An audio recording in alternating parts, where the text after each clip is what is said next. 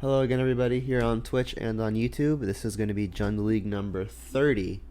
So I'm going to be playing Seasoned Pyromancer in this league. I haven't really played a whole lot of it in the past, but I'm going to try it out again. Still playing Double Terminate as my flex spot removal spell of choice. Still playing a 3-3 split between Bolt and Push, mainly consideration of lots of Jund and Shadow popping up. And Push kills the Shadow more reliably and always kills Goyf, whereas Bolt usually doesn't. Still playing 6 1-mana hand disruption spells, but if we see a lot more mid-range, I may consider going down one. Cling to Dust has still been pretty impressive overall, still playing 2 of those. Only playing a single Scavenging Ooze, which I'm still not super excited about. I would love to be playing more than one, but we've got Cling to Dust as another way to interact with the graveyard, so not super light there, but light on the card Ooze itself. 3 Ren and 6, still just like the most generically powerful Planeswalker maybe ever printed. That's still legal.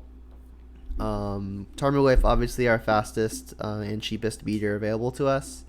Seasoned Pyromancer as one of our value-oriented plays, not necessarily a value engine, but definitely an ETB value card. Playing a 1-1 split of Maelstrom Pulse and Kolaghan's Command in my 3-drop flex slots, and then 4 Liliana because that card's absolutely insane. And then only 3 Bloodbreath instead of the full 4. I wanted to keep the curve a little bit lower, and that's really my only reason for that. I'm going to really miss the 4th one if we play against a lot of Uro and control decks, but I think 4 is probably fine if the meta is super fast, which it's shaping up to be. There are still lots and lots of slow decks, so let's just jump into the metagame breakdown and take a look. So we've got Uro Piles still in the very first spot, as it has been for months now, followed by Lurrus, Aggro, and Blitz, both revolving around things like Soulscar Mage and Monastery Spear, and lots of cheap spells like Lava Dart to enable prowess. Amulet Titan creeping all the way up to 4th, Jund, our hero, in at 5th, and then the white-green Dryad of the Lucian Grove and Primeval Titan and Aether Vial deck is rising in popularity all the way up to spot 6 following our hero. Jund creeping back up to, Tron, the opposite of Jund, creeping back up to 7, and then some various mid-range decks in 9 through 12, followed by Ad Nauseam. So, and then also Mono Red Aggro, very similar to Blitz, which is in turn very similar to Aggro. So really the prowess strategy is really, really popular right now, and I think that's another good reason to have the extra Fatal Push, because Bolt may not always kill the prowess up creatures, but Fatal Push usually will. That said, Fatal Push will never ever touch a Stormwing entity, whereas Bolt at least has the potential. Bolt's still really risky because obviously one prowess trigger will save it, but it at least has the chance of doing it. So yeah, that's pretty much the strategy behind the main deck, playing a standard 24 lands. I could see going down 1 just because of the triple Ren and 6, and the curve is lower than usual, and that we're not playing a 4th copy of Bloodbraid Elf. In the sideboard, I've got a lot of really good tools aimed at pinning down the various Uro and aggro strategies, many of which use the graveyard. Even the aggro decks, like the Lurrus aggro deck, uses the graveyard. So things like Nile Spellbomb should come in handy. Against things like Burn and even Uro decks, we've got things like Clothis, Plague Engineer, just a pretty generic hoser if we ever play against something like Infect, or even versus the Mirror. It just trades with basically anything and makes our life bigger than theirs.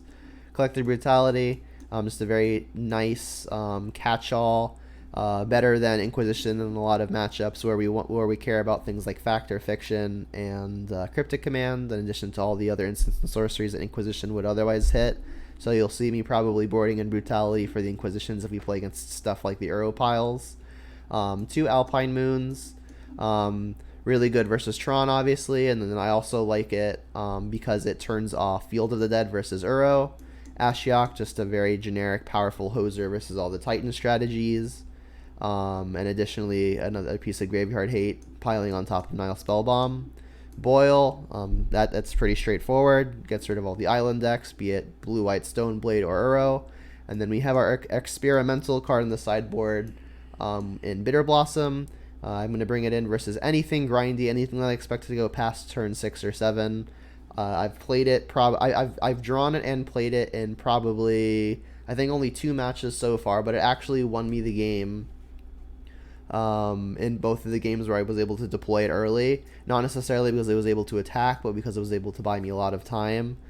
For example, I had it against a blue-red prowess opponent when I was on the play, and they had a storming entity, and they just never had a crash through to get everything trample. So it was blocking like five or six damage every single turn while only doing 1 to me. So I was net gaining basically 4 every turn, was able to call back.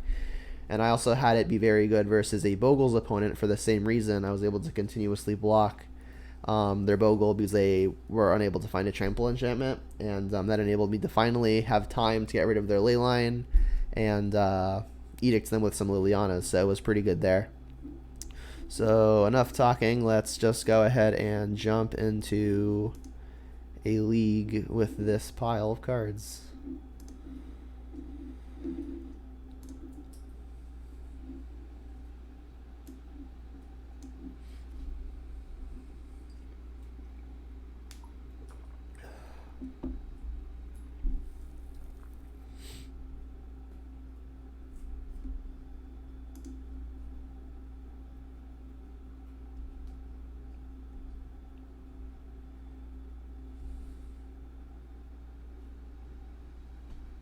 Yeah, sounds pretty fine.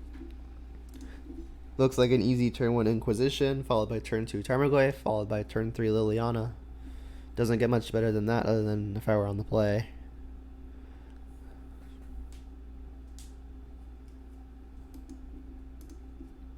Overgrown Tomb Bird. Well, I would speculate on what they're playing, but instead I can just Inquisition them and not have to think about it too much. My guess would be some kind of Collected Company pile. Not many Birds of Paradise decks play black. Your buddy hit affiliate yesterday. Congrats to him or her.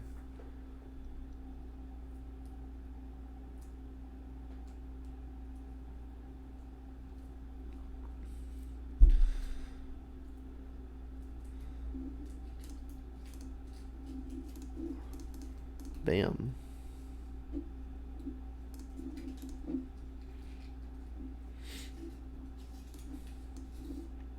Alright, so it's the Yawgmoth deck. Their Undying creature is really annoying because it makes my Liliana pretty awkward. Their Ooze also pretty strong as well, though. I think I'm going to take away the Yawgmoth. Reason being is not only does it have Undying, but it's the only card that lets them guarantee double spell next turn. And I think just taking the 1 mana spell buys me the most time. I have not gotten the emotes yet, although I really should look into it. I've been very busy with various anniversary related things. The thing I made took like 20 hours to make, not including dry time in between those hours. So I've been very busy with school and that. But yeah, I'll look into it.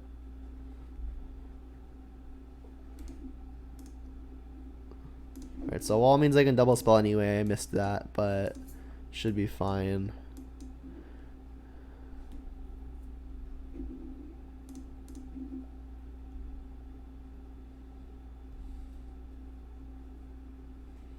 So not even a guarantee now that the Inquisition hits something.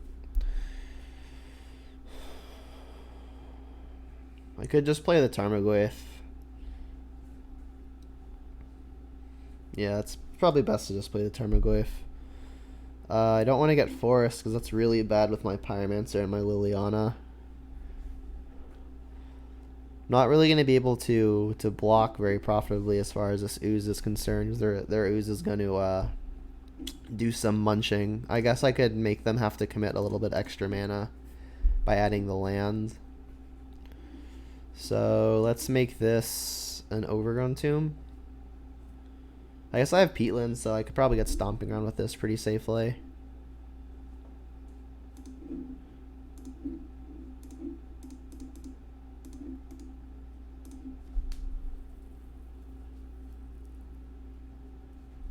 Yeah, that'd be cool if you wanted to look into that. I wouldn't mind.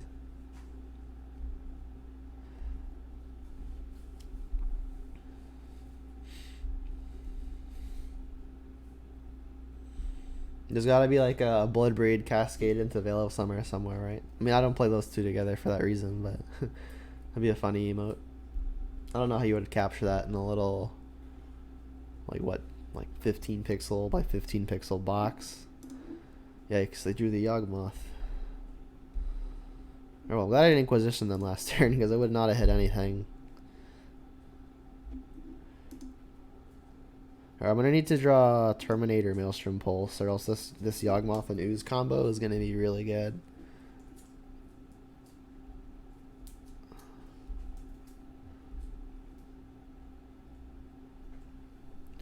Alright, well I guess I'm just going to Blood Crypt and then play a Seasoned Pyromancer. I think I need to start digging for answers to this Yawgmoth. So I'll shotgun the Tomb. And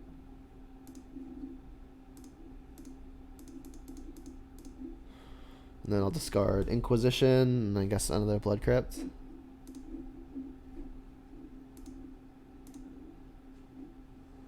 We found a Bolt. That, like, almost does it.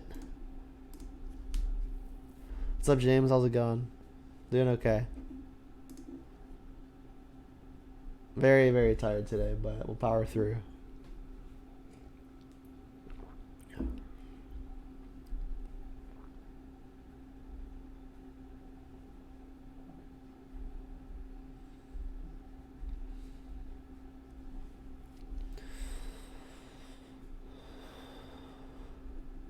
Goose, yeah. Alright, so assuming no more creatures get added to the graveyard, this Bolt is destined for their Scavenging Ooze.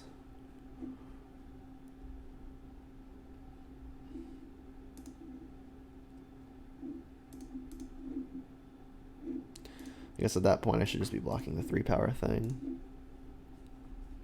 Don't want to get super low. Not going to block with a creature because Ooze would just eat it. I need to keep it a 3/3 so it's boltable. I just haven't been sleeping a whole lot. I was just saying how I built an anniversary gift for my girlfriend that took a long time to make. And then classes started back up, so I've been looking a lot into those. Yeah, I'm playing a few Seasoned Pyromancers this go around.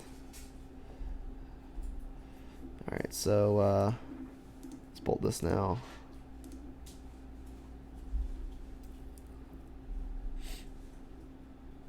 I made a planter for our front yard, a very large one.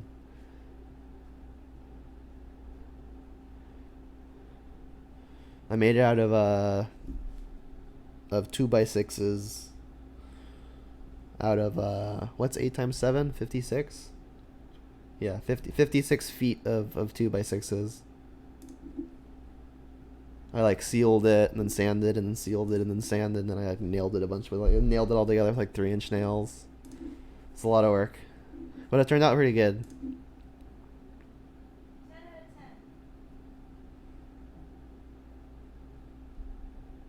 of 10. We're not sure what we're gonna put in it yet. We already have a few plants like lying around. We're gonna put those in there. Question is, I guess I have my chat on screen now, so I don't actually have to repeat all the questions. So the question is, I was down on Seasoned Pyromancer. What changed? I'm just trying it. Not much has really changed, but I'm just giving it another go. All right, so they sacked a bunch of stuff, and then was able to go their Ooze.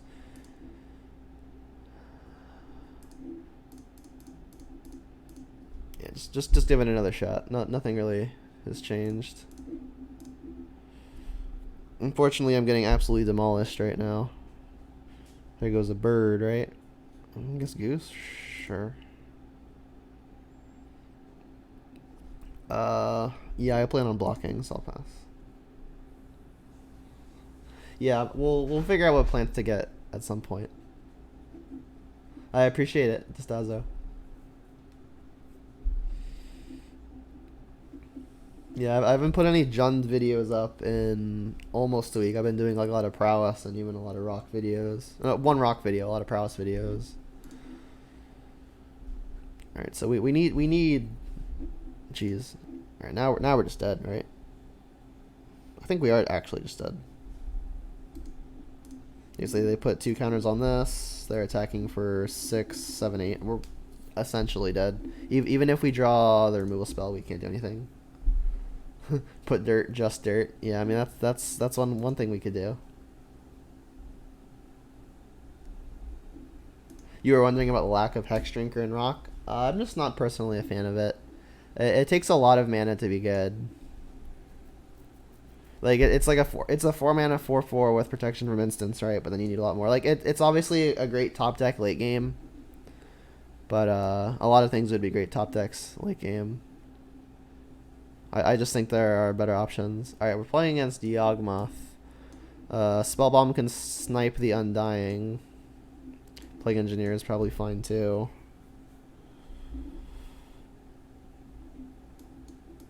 Don't think I want Brutality or the Bitterblossom. Might be a Clothis matchup.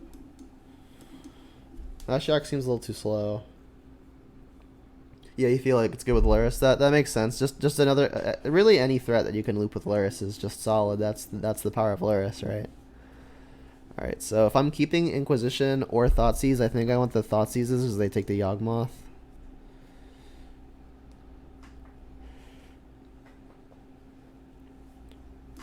Liliana not super strong here. Yeah, Clothis could buy me some time. But I don't know that time is what I need. I think I would just rather it be another piece of disruption at that rate. Like I think I'd play Brutality over the Clothis. I mean, but it's definitely possible. I mean, I just don't think that me gaining 8 and them losing 8 off of this is necessarily impactful, unless of course I'm attacking them for a lot as well. I don't think this is the plan I want to be on when they're when this isn't really like a mid-range mirror. Like when they get going, they just outvalue me by a lot. It's like it's a non-infinite combo that just is too much for me to handle. Don't know what the last cut should be.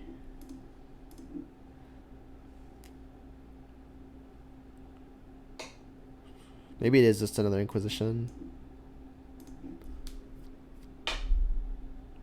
It's a finite. Yeah, it's a finite combo. That is the opposite of infinite, isn't it?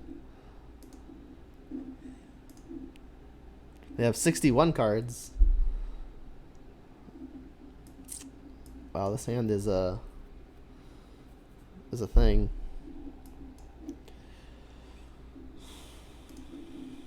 I'll keep this unconfidently. Alright, so I suppose I should get Blood Crypt first. In case I draw a bolt, I maybe want to bolt something.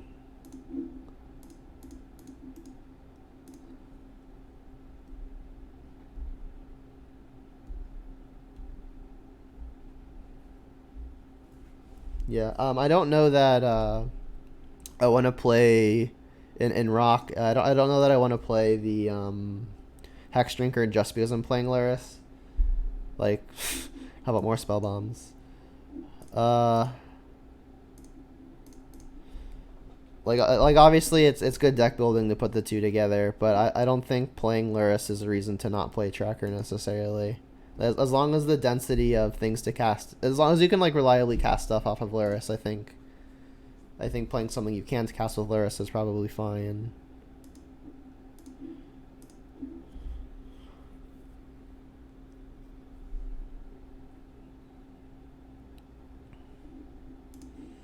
Alright, so I'm going to try to not get Veil of Summered here. Maybe on the hard side. Don't think I'm going to pop a Spellbomb, though. I mean, maybe it's important to just try to hit my land drops. I mean, I've got so many Spellbombs. I'll just try to hit the land drop.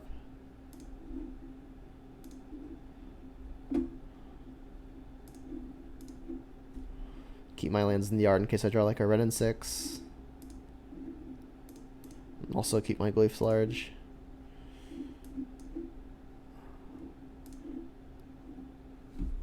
Come on, land. Not a land, but it's a creature.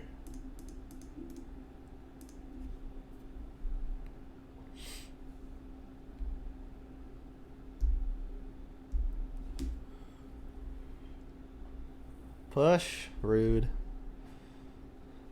Makes some sense. I don't necessarily think this indicates no Veil of Summer.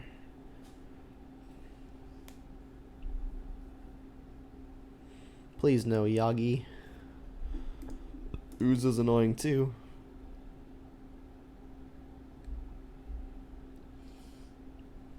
Yeah, this matchup seems like it should be slightly disfavored. Just their generic engine pieces are kind of a lot.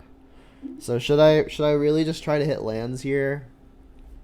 I don't think I'm gonna rush to terminate this ooze. This bird is gonna make the Liliana Edicts kind of awkward. I mean, if I miss on the land, I could still at least like cling to draw. Like maybe I should just cling first. Yeah, cling first might be okay, but if I cling something, they could just eat it, and then I don't get to draw the card. All right, let's see if we can draw land.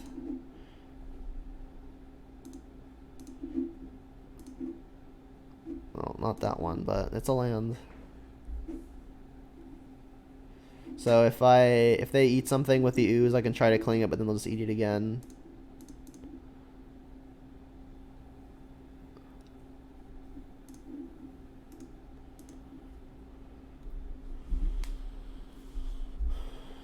Kind of sucks. I mean, I would like to say that missing that land drop was really bad for us, which it was. But I mean, even if we hit it, I don't think we're winning this game. How it's going.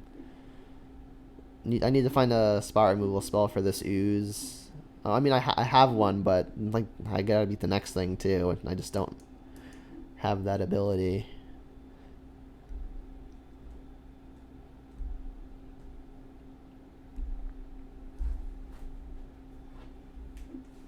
It's a good one. We can snipe it with the spell bomb in play, but that involves us killing it first. Still think I need to terminate the ooze first. What I need is a spot removal spell, so I can get rid of all of their pressure. Then I need to hope that they don't have more. That's a wolf. This is what? A spirit? Alright, so I mean, Bloodbraids are the way we come back into this game. Really annoying if they have Veil of Summer, but I'm not really able to play around it. So I guess I'll upkeep it. Make them at least use their mana on their turn.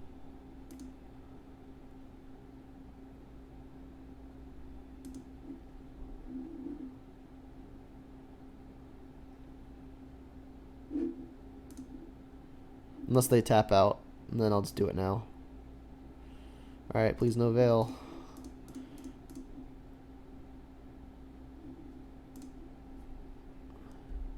You have it, don't you?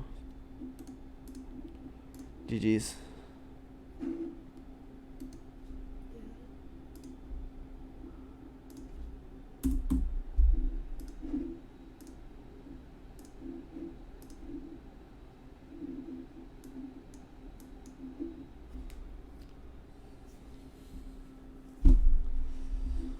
Yeah, I think the Yawgmoth matchup is probably not great. I think we've got good fight. Ren and 6 can be powerful for killing the first half of their stuff. And it's obviously like if you're on the play and they go like turn 1 bird and you just destroy it, then you're way ahead. But that is not how it panned out.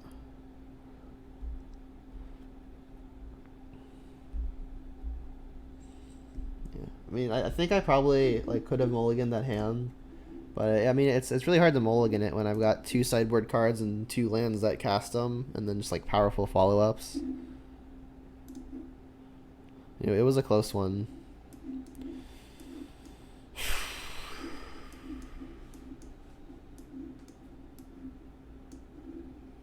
Too many lands.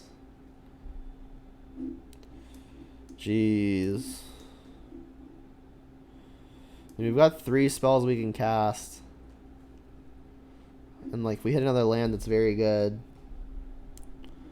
What happens if we don't hit the land though? Like if they're playing a creature deck, we have some time. It's a risk. Keep it. toss the most mana expensive play. I'll get Blood Crypt because that casts the spells that we have in hand.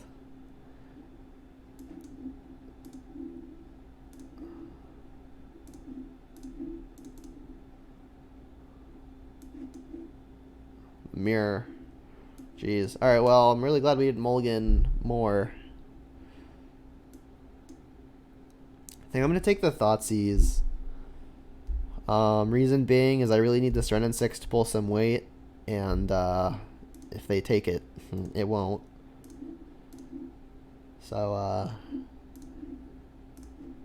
really leaning heavily on a land on top here. Just drew another one.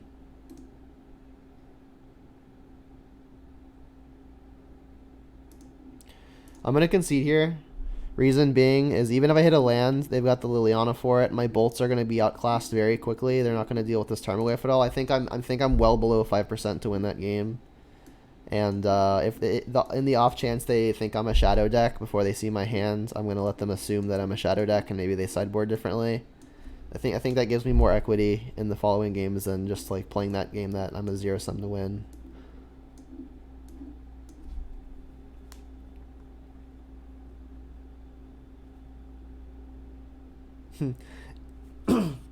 Yeah, recasting Pillage is versus Tron is the dream.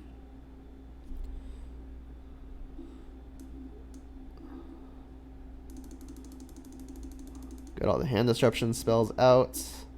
Have these 7 that I wouldn't mind bringing in. I'm always on the fence about Ashiok. We didn't get to play long enough to where we knew the opponent was playing Kroxa or not. But, I mean, shutting off fetches isn't really that big of a deal, right? Like, a Bolt. Bolt doesn't kill a lot. I mean, Bolt kills Ooze. Ooze is a pretty big game. Maybe I just don't want the Plague Engineer with the other cards that I'm bringing in.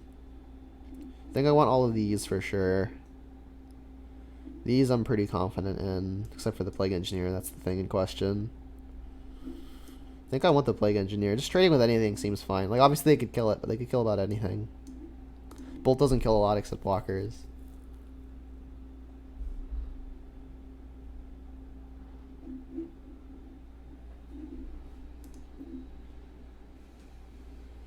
One lander. Mulliganing versus the mirror is the worst thing to do ever. Sounds better. I'm gonna bottom Goyf. I think I want the Cling to interact with what they've got going. I mean, it's possible that I should just bottom the Cling. Yeah, I'll bottom the Cling. Like, I've got lots of other threats, but there's no guarantee they're gonna do something graveyard oriented.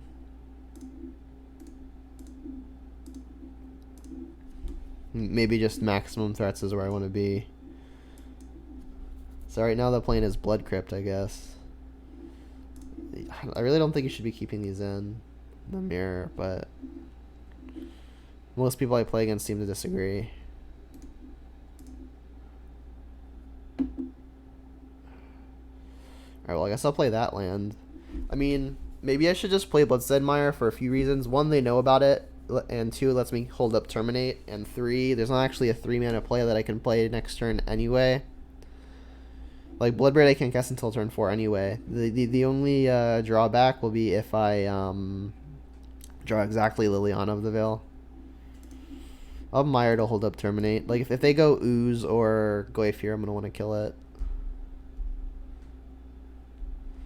And then this really makes me want to get Blood Crypt with this. I'll have 2 of each color.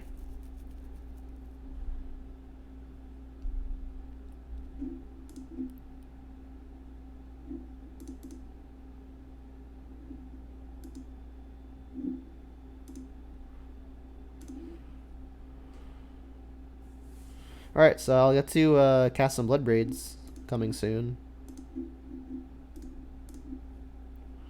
Bloodbraid's a good way to win. As long as you don't hit removal on the empty board. No Liliana from the opponent. That's good. Not great. Alright, so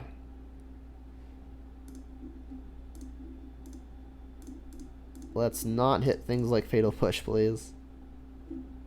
Would love to hit things like Liliana and Ren and 6. Bitterblossom, that's a good one.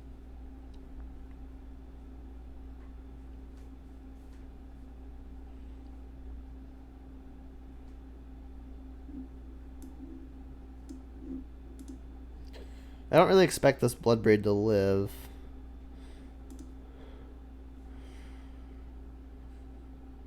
Also, I feel like it's probably pretty likely the opponent just Bloodbraids me back. They haven't done anything yet, except for Inquisition. They know my hand with the exception of the Verdant. If this is a Kolagon's command, I'll just discard a Verdant. Yeah. Reason I guessed the Kolagon's command is they shocked on 3 mana. There's not really else they're gonna do for 3.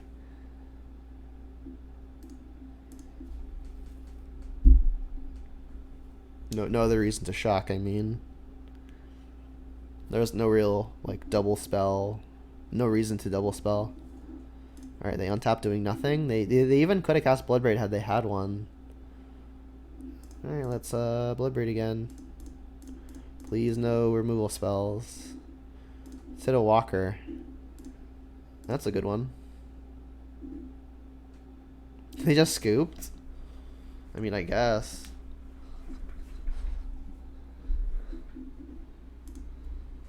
Alright. Game 3 in the mirror.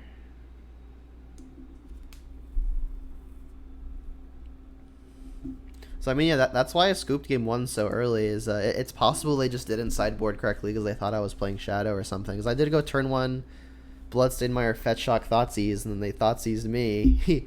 And I just scooped.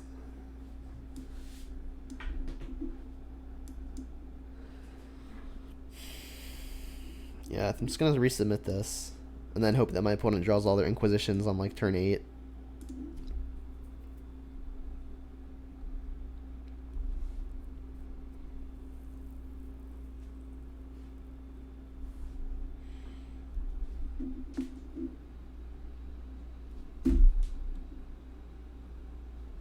Jeez.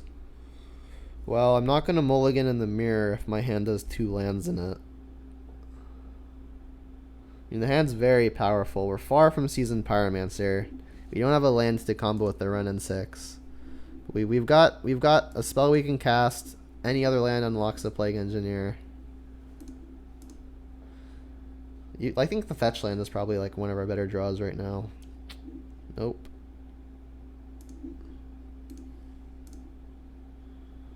Just need lands.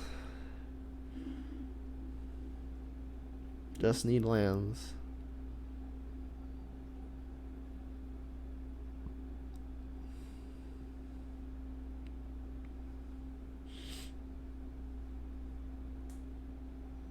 Stomping Ground would be the nuts. Okay, so they are playing Kroxa.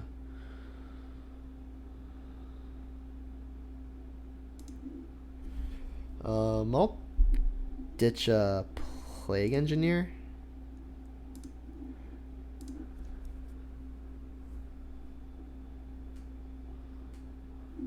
And to note, they played a Peatlands. They might also be short on lands. Come on, fetch land. Or Stomping Ground. Neither of those things, you say. Alright, please no Liliana. I mean, we have the read that they may be short on lands. This is not boltable because that would add a type.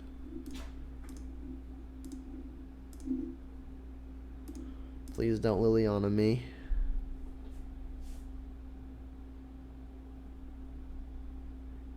If I can draw a red land and then play Clothis, then we're in a good spot.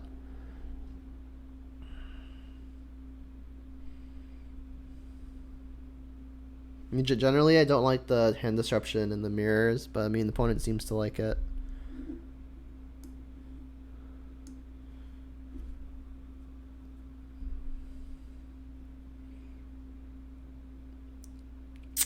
Darn. Alright, well, we can, we're ahead on board and we can continue to be ahead on board. They have to deal with the ooze or else it'll just snipe the Kroxa. So let's attack first. If they've got a push, maybe they'll just use it on the Goyf. Yep.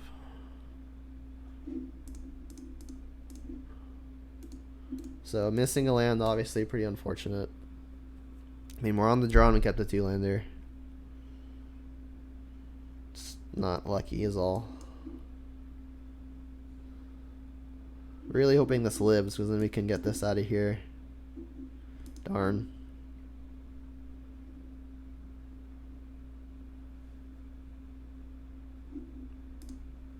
Alright, well, it looks like the turn 2 read of the opponent is Landlight may have been accurate, as they miss the land drop, but so do we.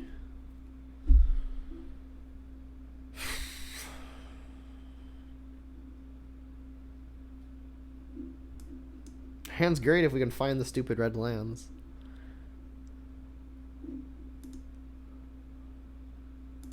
Come on, deck. I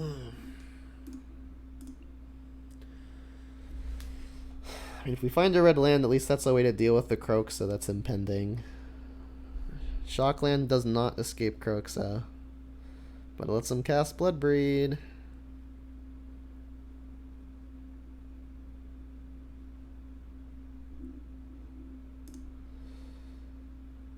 Another Croxa. Well, that's probably one of the better hits for me, just because it doesn't actually apply extra pressure. And then in terms of discard, probably just Pyromancer. I think I want all the cheap removal. I don't think I can ditch Bloodbraids. I'm going to need him when I eventually find lands. Renin 6 is going to help me get to Bloodbraid, ideally. Yeah. I'm also double red away from casting the Pyromancer. It seems like a bit of a dream right now.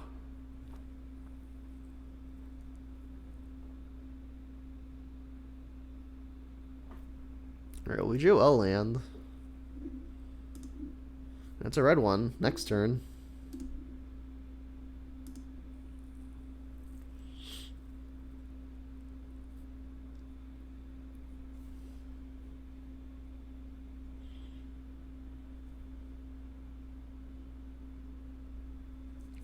So if they escape Croxa, I will discard. I guess at this point it's Renin 6. I need the Bolt for the Bloodbraid. It's kind of attacking me more than I would have liked. It's not hitting lands was pretty major. Yeah, I'm assuming this is the Croxa. Yep. Silver lining is they have to discard the other Croxa.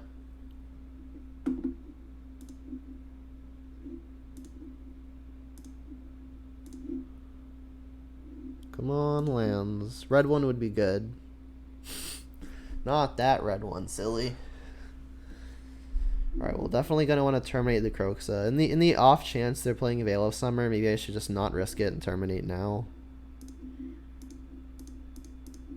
Such a disaster if they can protect that thing.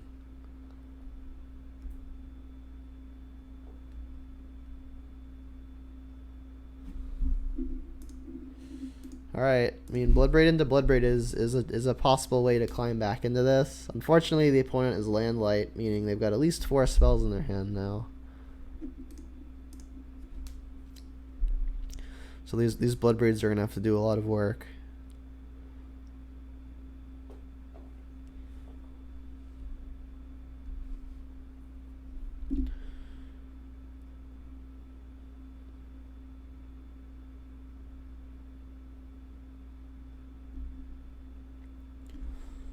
Well, here come the lands. So I guess I'll play it. I should also probably hold up a Raging Ravine in case I hit Ooze. I'll want to have green, and I definitely want to have Bolt available. And this costs me a life and definitely telegraphs that I've got it. But I think I'm going to want to be able to kill the Bloodbraid with the Bolt. I would love like a Fatal Push or a Maelstrom Pulse or a spot removal spell to get rid of the thing on board. That's fine.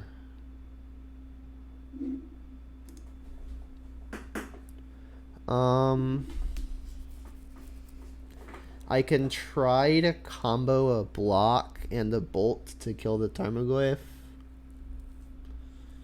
Doesn't seem great though. Alternatively, I could just bolt the Bloodbraid. I mean, I'm definitely not attacking, so let me just pass and see what they do. They're landlight and apparently don't have more threats, so it's possible their hand is just all removal. Got to plus this turn in 6.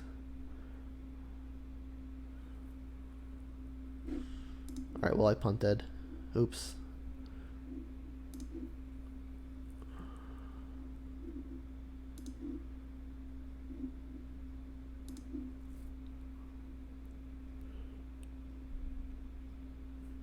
The removal read was right.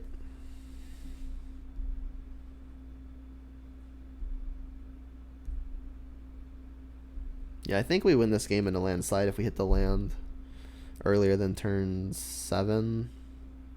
As we drew it on 6, but it was a tap land. So,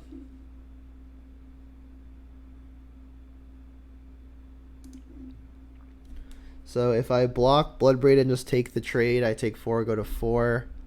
But then I die to removal spell, and the reads they got removal spell. So if I block Goyf, bolt the Bloodbraid, that gives me the most time.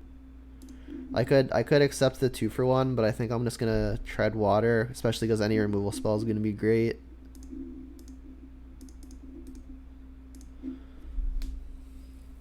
Please, no Kolaghan's Command.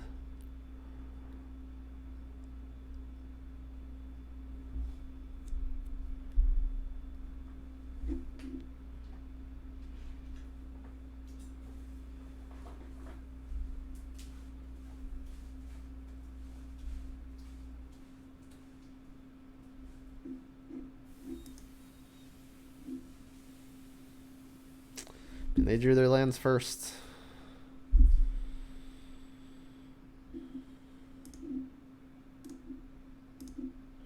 We got a seasoned Pyromancer in the yard that we can activate.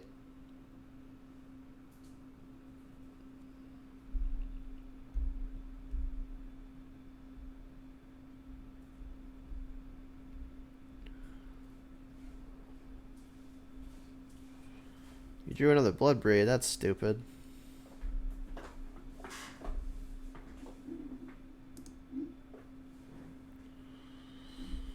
To Liliana, no less.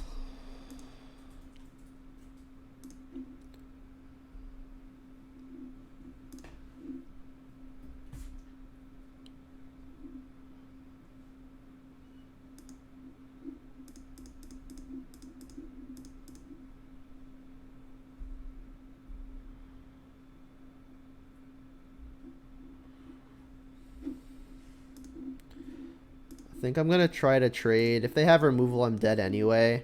I really need to find a way to kill this Goyf. And this lets me kill both of their things if I can top deck it and get lucky. But then even then I've got a Liliana to deal with. It's just not looking good. Alright, you just bolt me too, that works.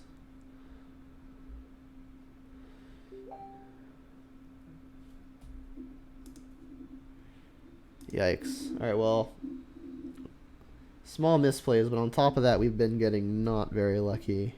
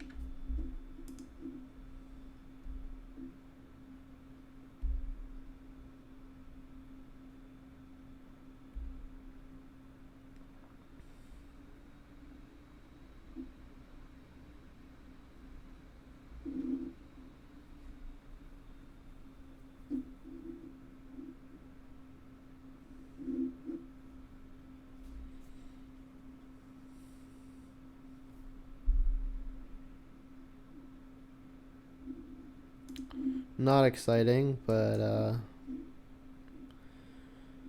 we've got castables. I'm gonna put them all into 5. Alright, well, if we're playing against Tron, this hand is actually terrible.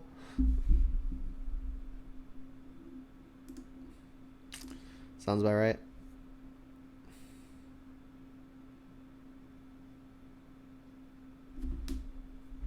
Alright, and again, I just think I don't want the opponent to know how to sideboard. Issue is, like, if I concede now, they'll just know that it's something like my deck. Maybe I should just play it out and hope they just somehow don't have Tron. Yeah, let's play it out. Sure, why not?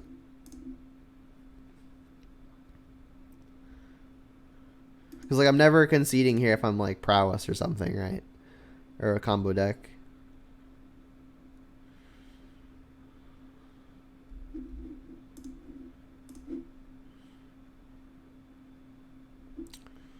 I got Tron.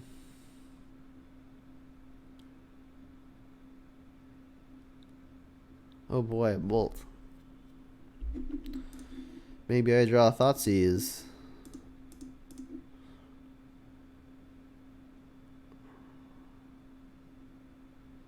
No, I don't. Alright.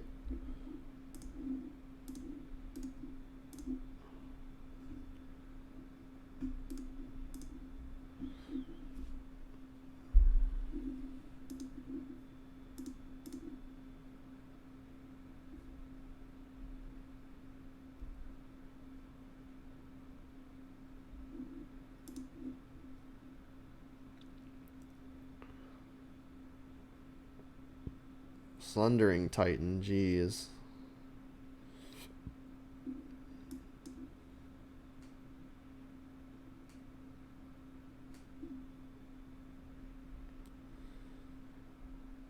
There go all my lands.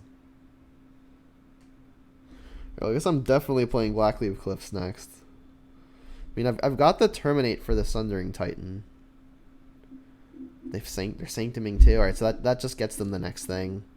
I can't beat next thing, no matter what it is. Tron. Joy.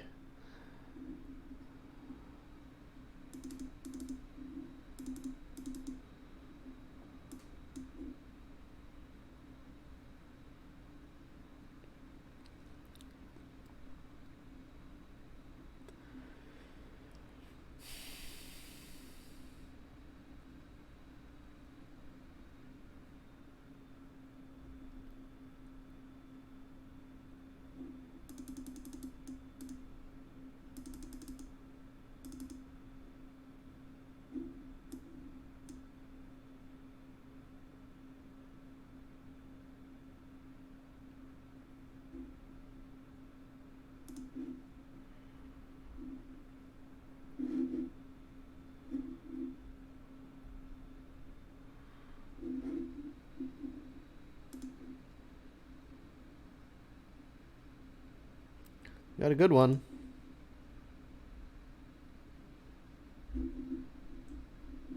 Mulligan to 5. Alright. Well, we've got a way to disrupt the Tron, and then they're mulliganing to 5, so hopefully this Liliana is pretty potent.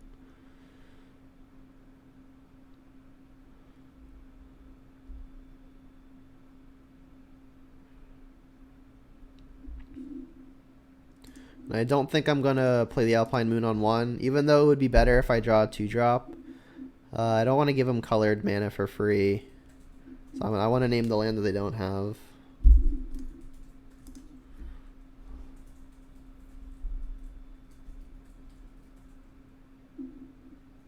Alright, so they have a mine. Let's just name Tower.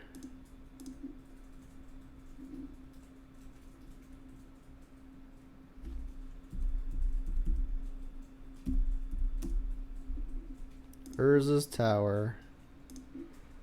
Go. Alright, so next turn we can Liliana and then Bloodbraid.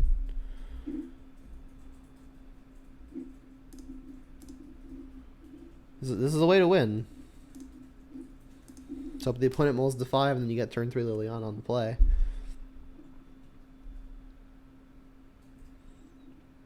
Wormcoil. That's going to be hard.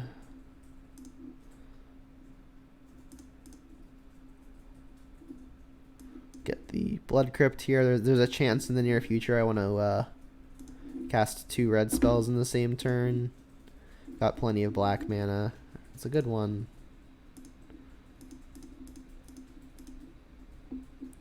Guess I'll discard a Lightning Bolt now. Keep the Bloodbraids in the land that casts it.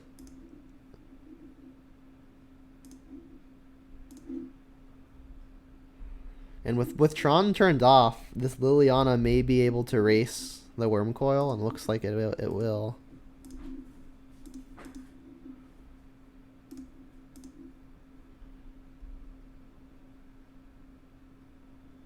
Oblivion Stone. Alright, well, they're 2 lands off of activating that.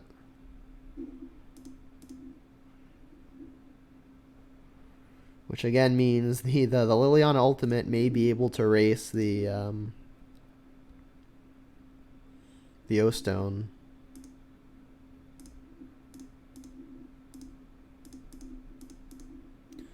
Can I get a Goyf, please? Redraw. So in the event there's a Goyf, they've got creature. I guess I can get this Thragtusk pretty easily. Their Worm Coil represents creature also. Oh, that draws me a card though. That's bad. I wanted to draw. I wanted to draw a card, not gain 3 life. Forgot about that. Can you tell I'm tired?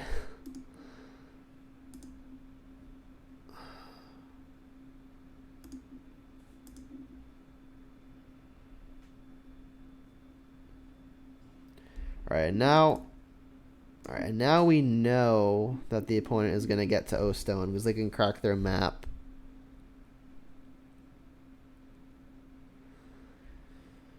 Still think I want to get this last card out of their hand. I'll discard the Bolt so I can have the Bloodbraid after the O-Stone goes off.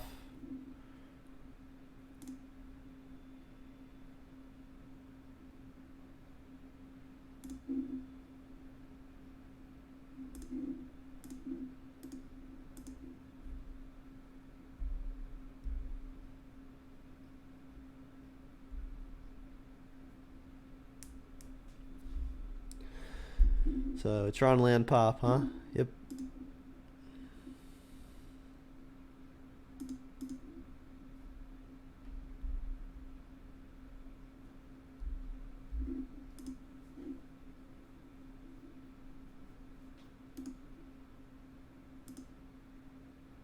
Could draw the Ost. I could have a Cling to Dusted. But we're doing this for sure.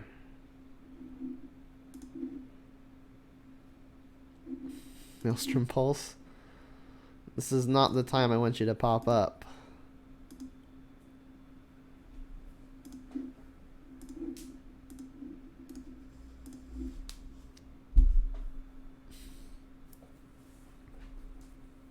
Which misplay is super common?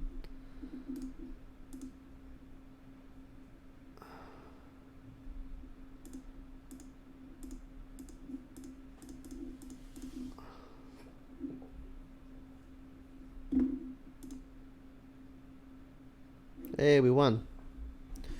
Alright, so despite them O-stoning all of our stuff, we were enough ahead that it didn't matter.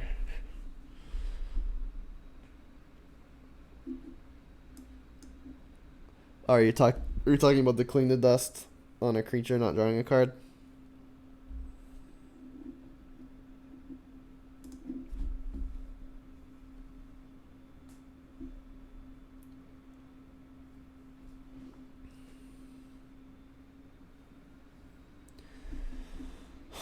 Well, this is not going to do it versus Tron. Man, these hands today have it's not been great. They kept the 6. Don't think I can keep this. Yeah? Let's bottom Pyromancer. And I guess the Scavenging Ooze. I'm gonna want the Bloodbraid. We're gonna cast Wrenn and 6 on turn 2 to buy back our fetch. Sure. I mean, this 5 is serviceable. Power plant map. Yep.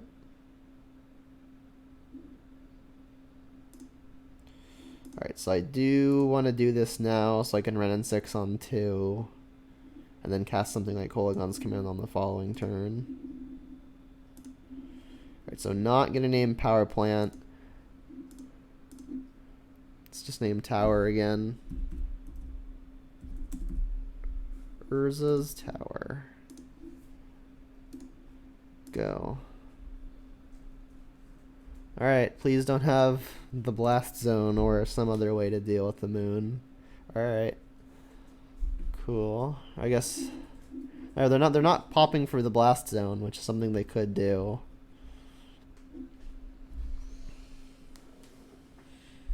They still just might want to go for the Tron.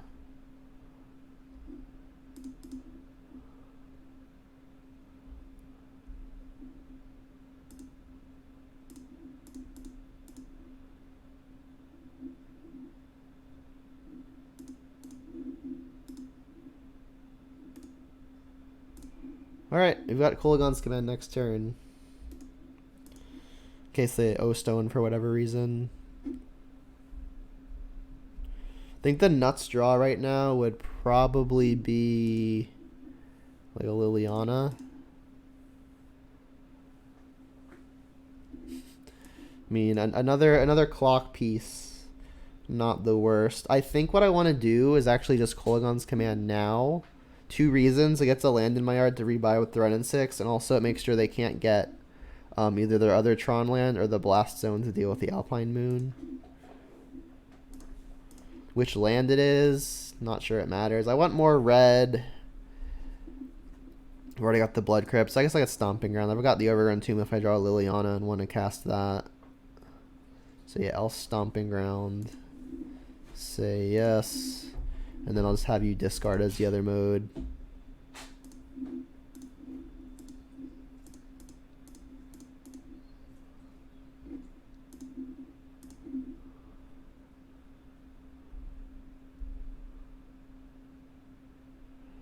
Get rid of a Karn. Alright.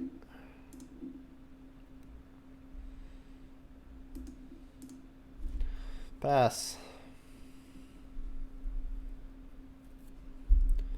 So you're telling me there's a chance.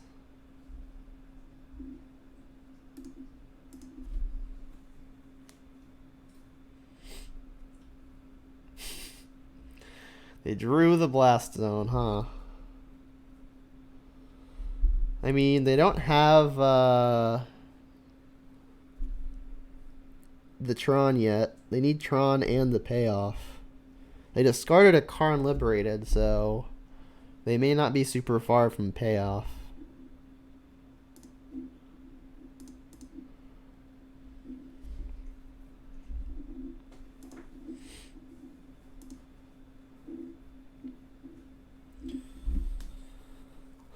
So is it worth it to keep plussing? There's a chance I'm going to want to start flashing back spells. Retracing spells. So I'll continue to work towards the ultimate for now. Come on, other Alpine Moon. All right, Liliana's a good one, though.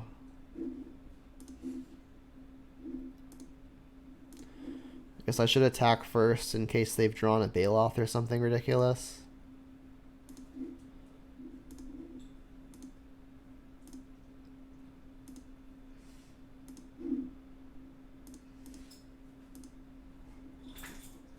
Discard the one they know about.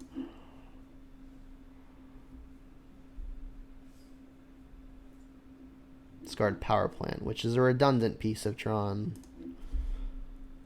So as long as they don't have Tron land payoff, we're maybe okay.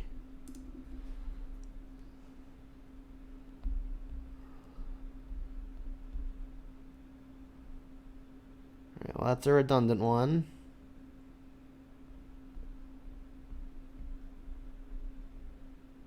Okay, we're doing the thing.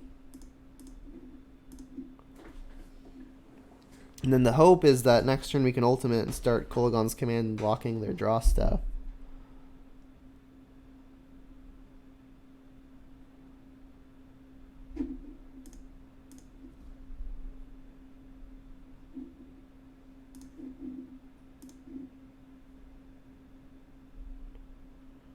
Worm coil. Alright.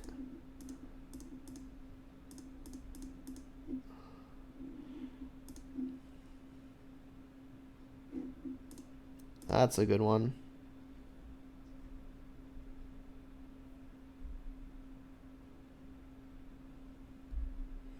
It'll at least stop the Tron if their route to Tron is something like Sylvan Scrying or an Expedition map. If they just draw it, not much we can do about it.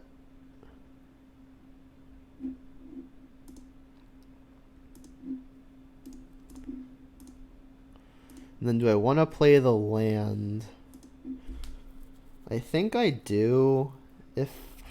Well, maybe not, because if I ultimate Ren and 6 next turn, I need the land in hand to guarantee a Kolaghan's Command. So I'll hold it. Don't think I'm actually activating the Ashiok. That's fine.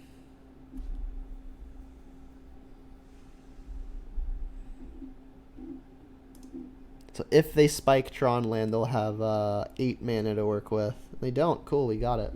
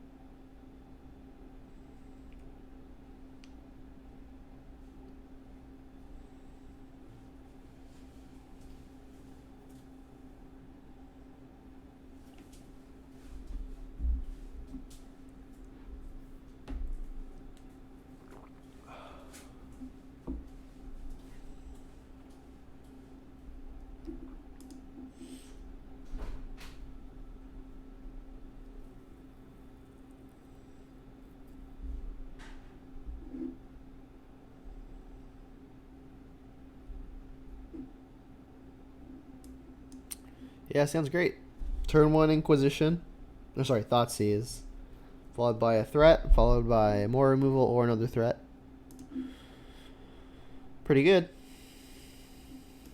Ooh, and a Glacial Fortress deck. So my first guess would be Stoneblade. Luckily, we don't have to wonder for too long, because we have a Thoughtseize. Unless they force this, then we'll keep wondering. Alright, and it looks like it is Stoneblade. So Shark Typhoon going to be annoying, as are their paths, but they've got multiples of those.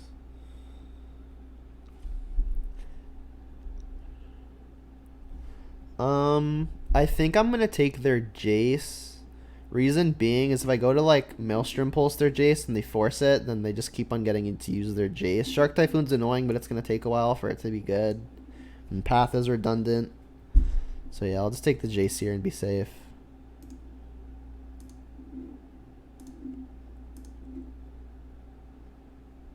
What big mana deck or Jund variant is my least favorite? Is that like 2 separate questions? You want to know each?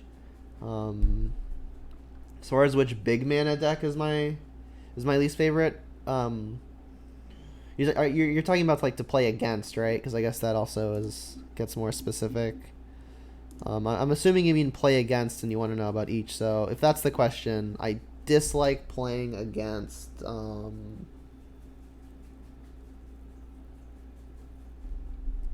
It's probably Tron. There's just so little of what you do actually matters. Yeah. Alright, so their Path to Exile means that our Blackleaf Cliffs won't come in untapped, but I think that's fine. I could just get the Ren and 6 down now. Let's do that. Like we know they have Path to Exile.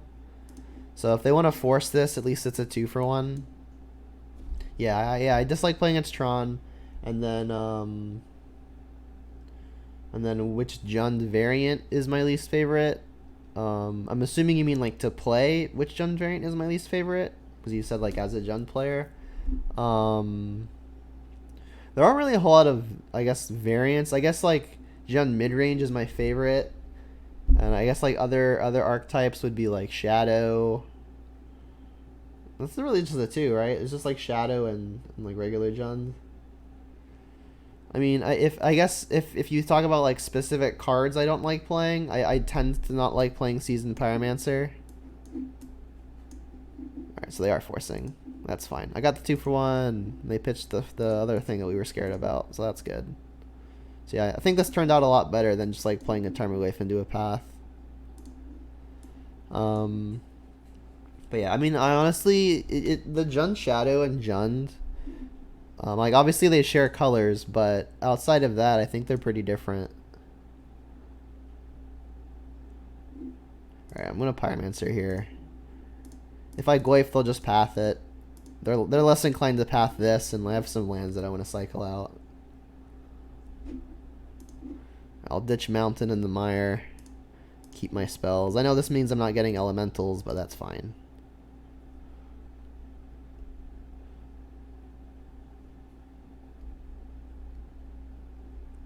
But yeah. Let's get a forest, because we want to cast 2 Tarmogoyfs next turn, maybe. And then them pathing now makes me less worried about a verdict next turn. I mean, obviously, like when they pathed us, they only had 1 card that we didn't know about. So I think it's unlikely to be a verdict. We could even clear the way now. We could just double Goyf, but then they path one of them. I think I want the maximum chance of either Goyf living, so I think I should just Inquisition first. Maybe we clear like a Snapcaster or something.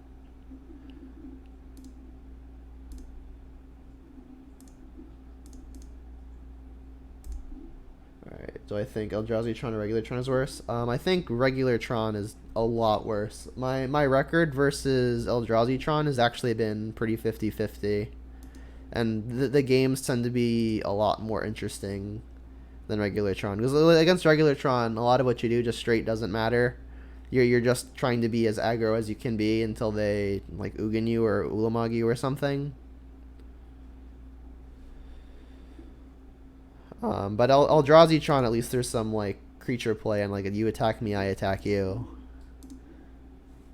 Like they've got their aces that are hard to beat, like Ugin the Ineffable and Karn. Basically the Planeswalkers are like Jund has a hard time versus Planeswalkers in general. But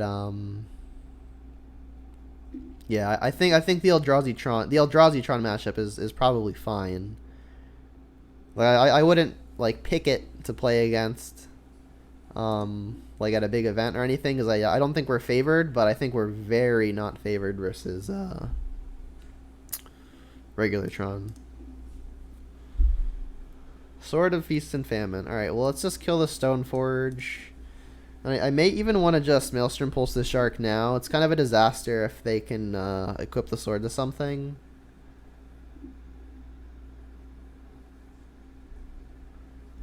Goyf is thick. I mean, I could attack before I have to make that decision. Peatland. Alright, well now I get to do both if I really want. I mean, if they want to block for whatever reason, I'll let them block.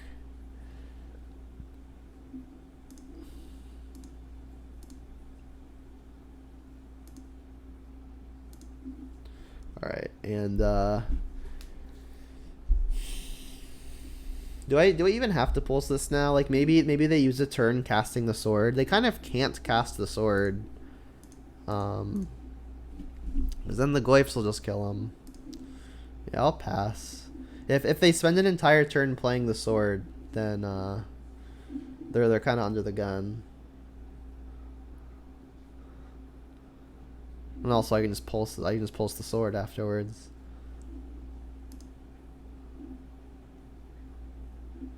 Sure. That attack is strange to me. I mean, they're not dead on board, but they're dead to a burn spell plus on board.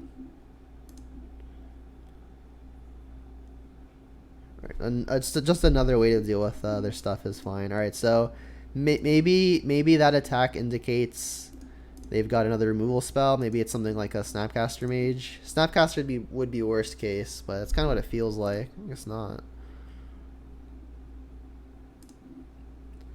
I should probably just go for the Liliana. I mean, both of my my spells are sorcery speed, so they both get got by a Force of Negation. But I mean, they can just hard cast one at this point. And then I'll just go for the Edict if this resolves. I just want to make sure there's nothing that can carry a sword. Sure. So I mean, they're gonna have to start fogging with the cryptics.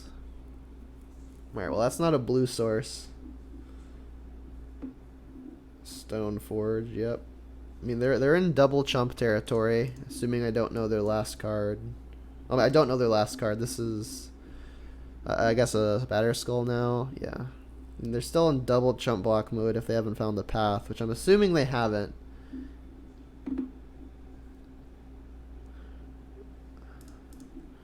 Let's get Overgrown Tomb. More black, more green.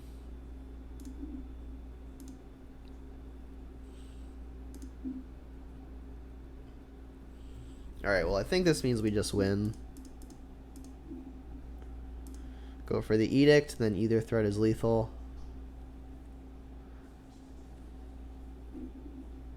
Alright, so they force pitching that. So now they are just dead. So we get to shock. Kill a thing anyway. Then jam.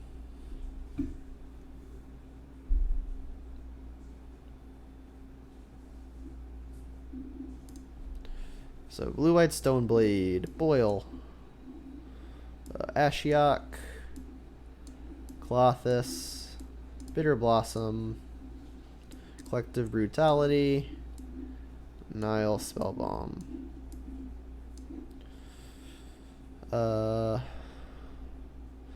Terminate. One Season Pyra. I'm gonna take out.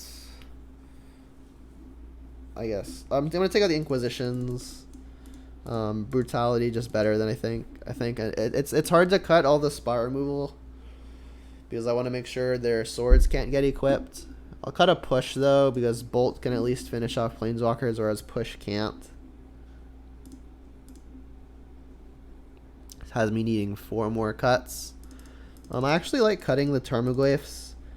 It's not super unlikely they play something like Rest in Peace, and all of their removal is exile based, like Path to Exile. So like the sizing on the Goyf tends to not matter, and I expect it to be a resource battle more than anything. And Goyf just being a beater, not exactly a resource oriented card. I think I want only things that interact and or generate value over time. So yeah, I like cutting the Goyfs here.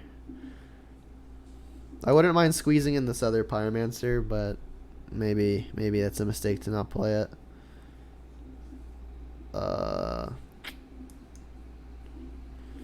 Wow, this hand is really something, huh? I think this is pretty marginal. I just really don't want to mulligan to a worse hand because I don't want to go to 5 ever versus any mid-range mirror.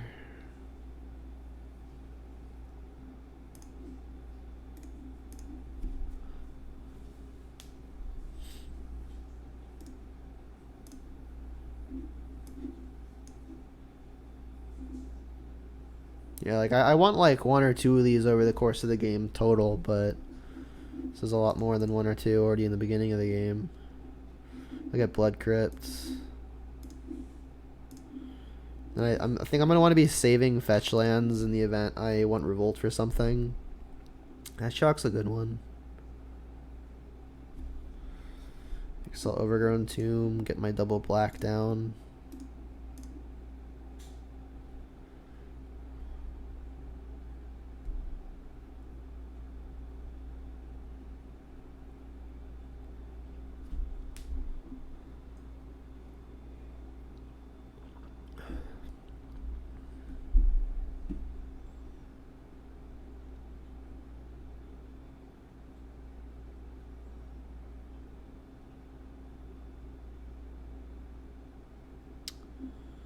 Yeah, that's rude. Alright, so I guess I have to fetch now so I can get double black. This at least means that if they've got a counter, it's got to be Force of Negation, which means at least I'm getting a 2-for-1. So now I have to figure which one do I want to jam.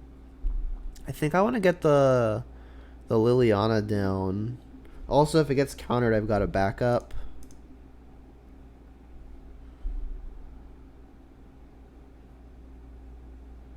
So let's just get a...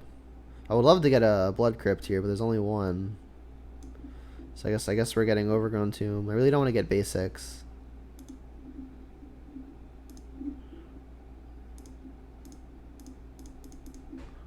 So if it's a counter, it's got to be Force. Wait, it's not a counter. Don't really have an excess of red mana right now.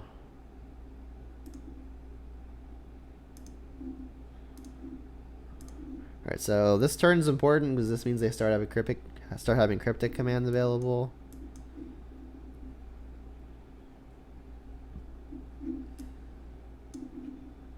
Actually, they don't because they have 2 blue.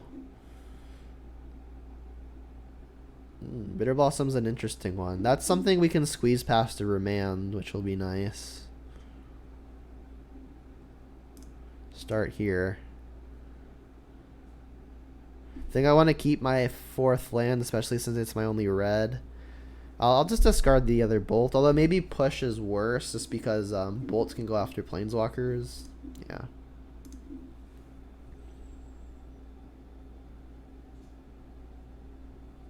More lands. Alright.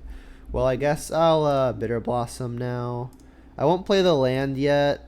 It doesn't play around Mana Leak or anything like that to not play the land yet.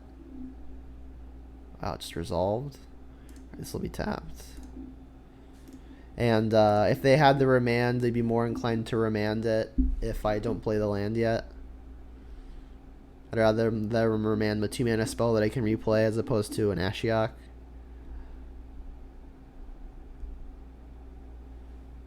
Typhoon. Right, so as long as they don't have like Sword of Feast and Famine, play Equip, I should be okay. We got Edict on board for this, if it's something I decide I should really be caring about.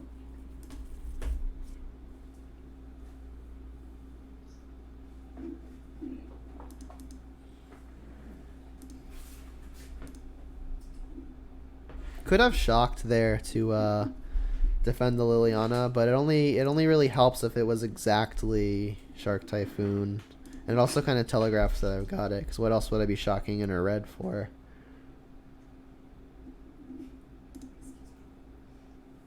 So I think I'm just going to go with kill both of their things here. We can even Ashiok as well. And then hopefully this Bitterblossom is enough to take the game.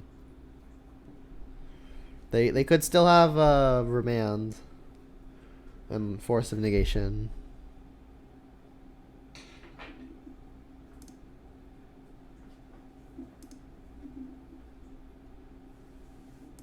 Just lead on Ashiok. If they Remand, at least they'll tap out for it.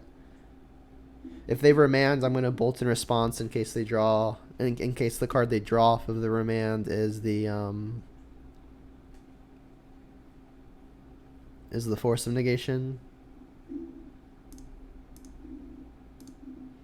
Now I'm just going to try to eliminate anything that could carry a sword.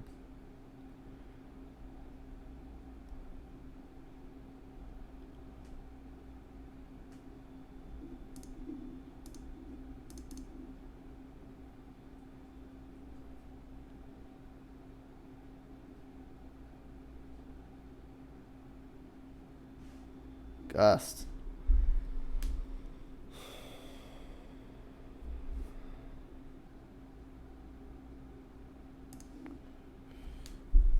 Well, after they equip the sword, this Gust, the Bolt no longer deals with the Shark.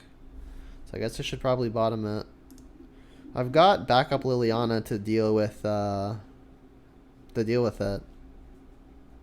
I mean, +4/+4 is not enough to kill Ashiok. Oh, sorry, +2/2 to make it a 4/4 is not enough to kill Ashiok. So I don't think I'm going to activate it.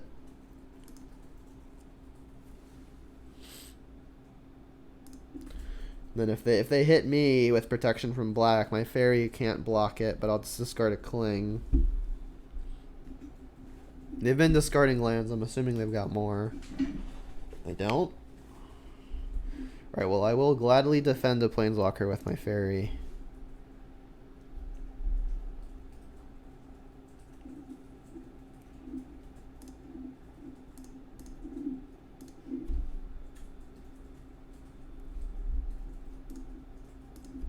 Eye itches.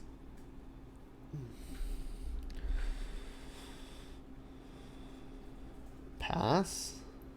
I mean, they discarded a lot of lands to my Liliana, and then they just didn't have another one. Interesting. So I really want to be able to Edict here. I just want to eliminate the possibility that they have a sword, something to carry the sword. This may be in vain, though, because they got Castle Ardenvale, but I mean, they have to use a whole turn doing that. Definitely plussing, so let's start there.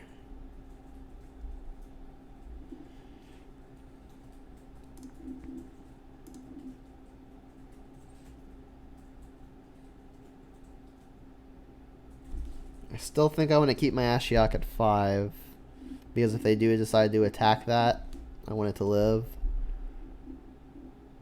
I mean, I've got an Edict loaded up, so I mean, unless they do something about it, I'm gonna just Edict it anyway and get to keep the other Liliana in hand.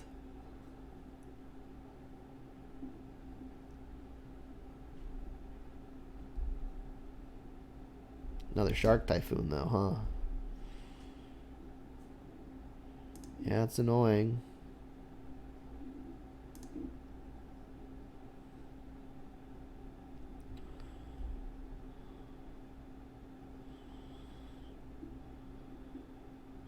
Assuming it's a sword equip. I mean, this line's risky from the opponent, because like, if I have a removal spell, it's pretty bad for them. Yikes. Alright, well, let's draw a card here.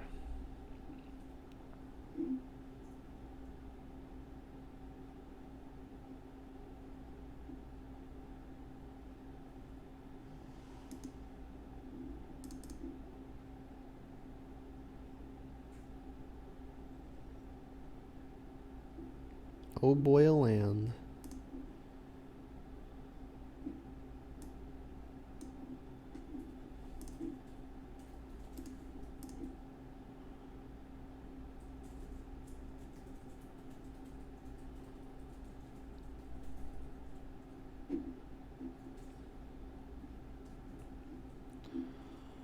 Yep.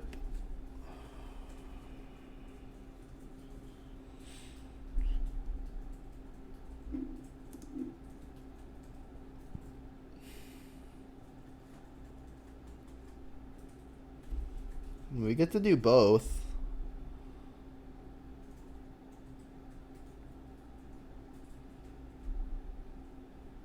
I mean, I guess that's the play, right? So, red, green.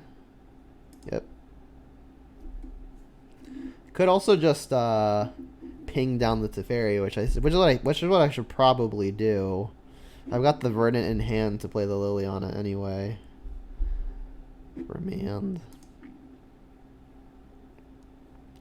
Right, well, now I have to decide between Edict to Shark or just play this to recast to re-kill the Teferi.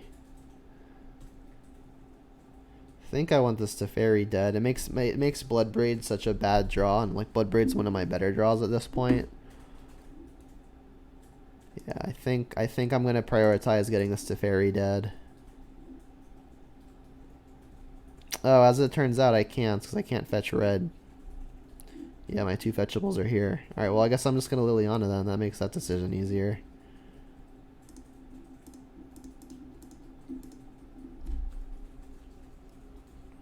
Yeah, this is Sharkblade. Alright, let's take away a sword carrier. And then I guess just pass.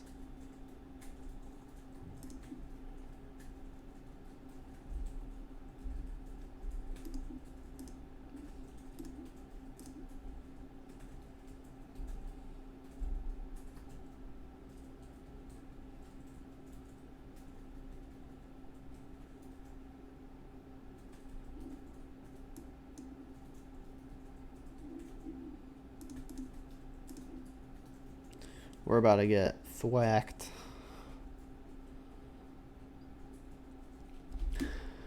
Well, if they're killing a walker, they don't get the trigger, so there's that. I mean, they know that we're discarding our Renin 6, though, so attacking us is pretty enticing.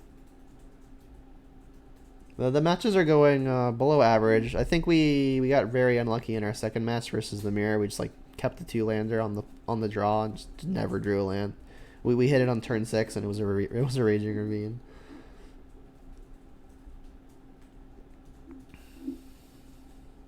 Look, distractions. You know you want to.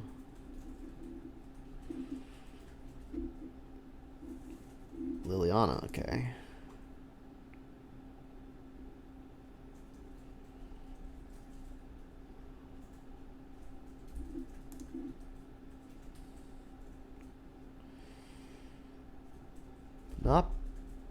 Not terrible.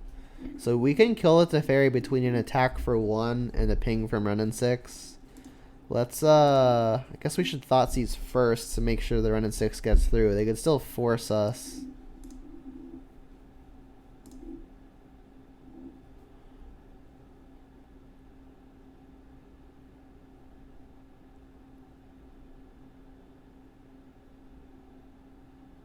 There's the force. Alright, well, let's take... I guess we could just take the Aether Gust. Aether Gust also really good versus us, and it leaves them without a blue card. Yeah, let's... I think let's take the Aether Gust, just leave them without the blue card.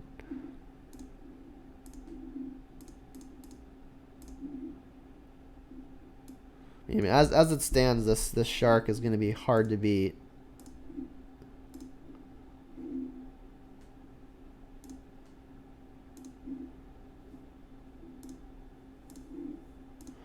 And then I guess Ashiok is dead to a single hit anyway. So I should probably cash in the activation.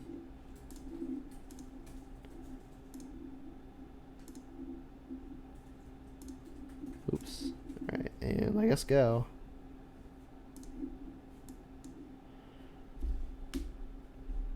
We got another Shark Typhoon.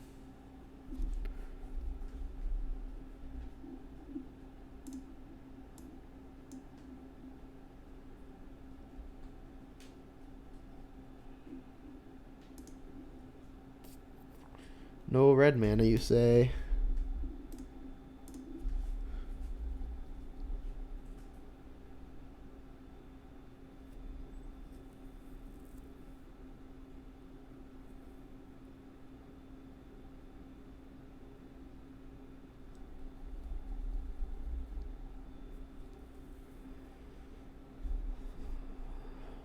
Which walker you want to nail this time? Right, there goes the Ashiok. I mean, that makes sense because now they get to Stoneforge again. Actually get something. Alright, Nick redeemed posture check. Here you go. I gotta make more of those still. The little rewards things. Sword of Fire and Ice. Yep. It's not a terrible draw.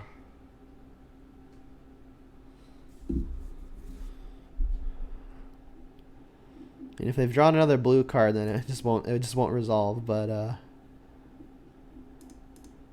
let's try it.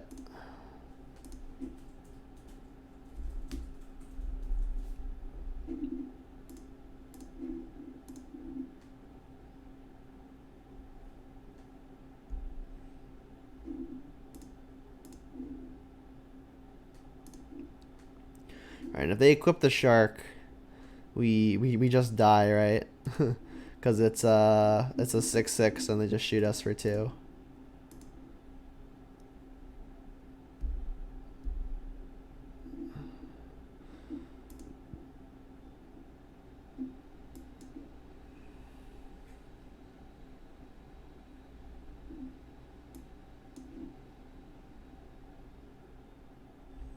We did kind of just draw too many fatal pushes and bolts early on. That was unfortunate.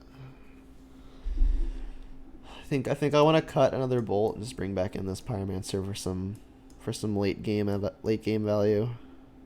I still think it's really important to make sure they don't have anything that can carry a sword.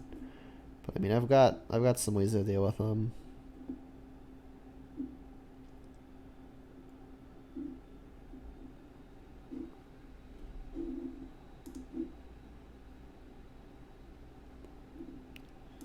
Can't really ship it.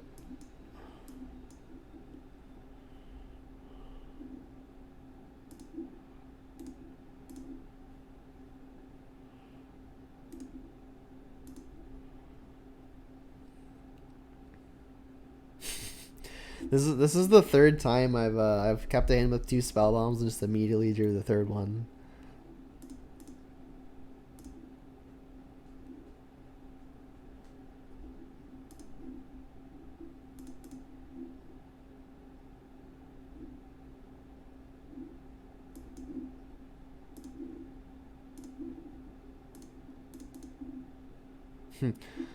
Well, it can't be 3 Glyphs Rage. There are 0 in the deck, so 3 Glyphs would be pretty impressive. Yeah, they're all here. The gang's all here.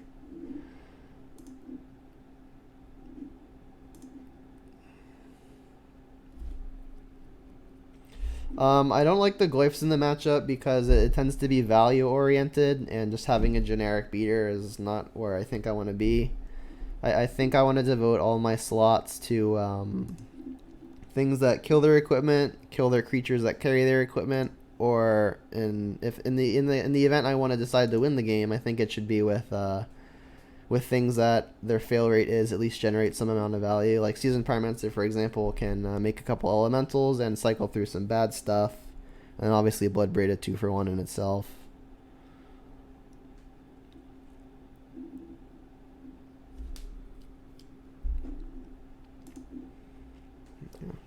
Yeah, like Glyph tends to be pretty strong also when the opponent doesn't have an easy way of getting rid of it. But the opponent's removal is Path to Exile, which will get rid of it at any size. Let's cash one of these in. We got plenty of spell bombs. Draw a card. More lands. I needed these versus my Jund opponent. Okay. Just did one of those, Ian. Just did one of those posture checks.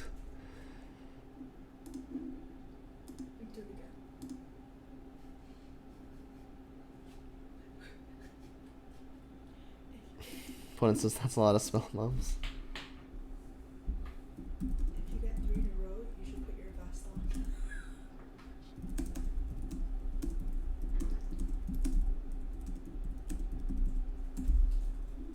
You want your money back? Well, unfortunately, those points aren't actually worth anything outside of the stream, so. Here, I'll do one for you now, okay? There. You're gonna hold it though.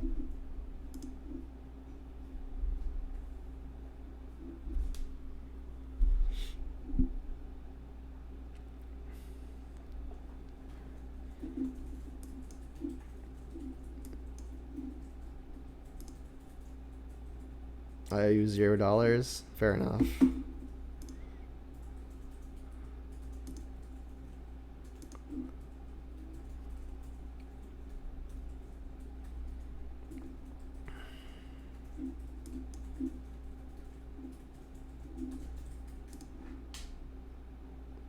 Boo. Yeah, I think alright. We just not been getting the best hands. Come on. Give me some spells.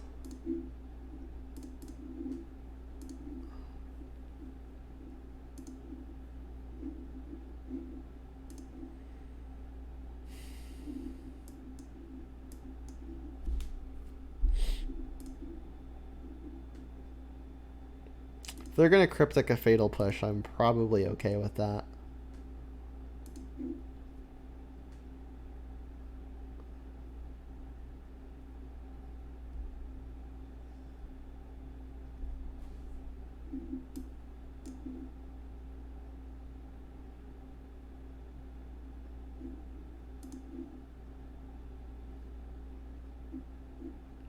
Well, hopefully I can pulse whatever equipment this is, but unlikely to work.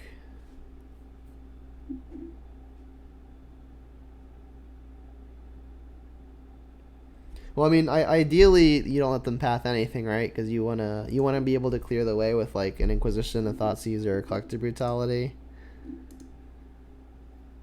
What did they get? Batterskull? No sword. Jeez. All right. Well.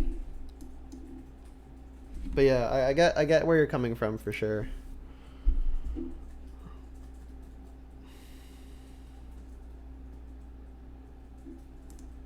I feel like all of their creatures are kind of the same as soon as they get their equipment, so let me just save the damage. Like, I can let them maybe use their mana a little extra to actually equip. Like, they could have played the sword here, so like you gotta think they have like a force negation or something. If it's remand, then maybe I don't want to sack Peatland because I can pulse and then replay the pulse. Like, I could also just cast Cling to Dust now. The issue is like I can only hit a Snapcaster with it, which is 3 life, not a card.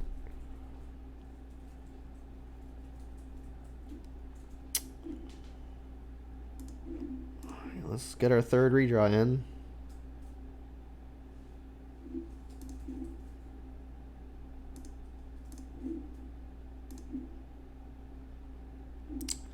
Well, now killing the Snapcaster looks stupid.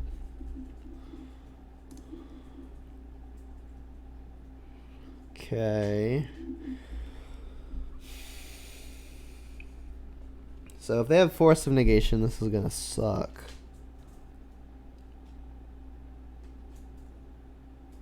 I mean, if their play is just remand, though, then we might be in an okay spot. I think I'm just gonna hope it's remand.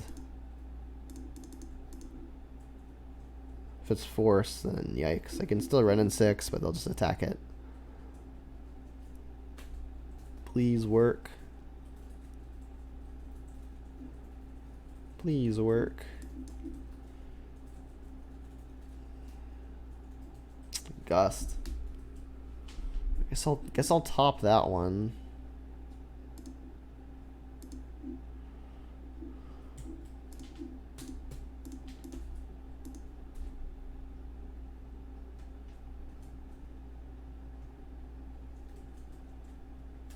And a snare.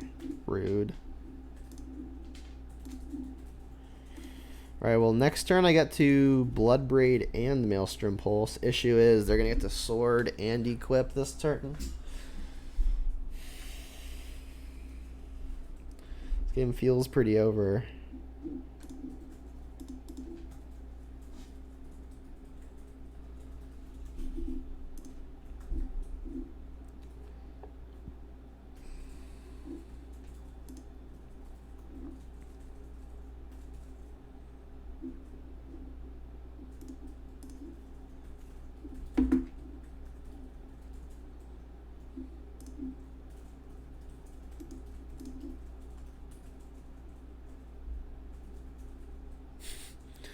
And now my Bloodbraid sucks.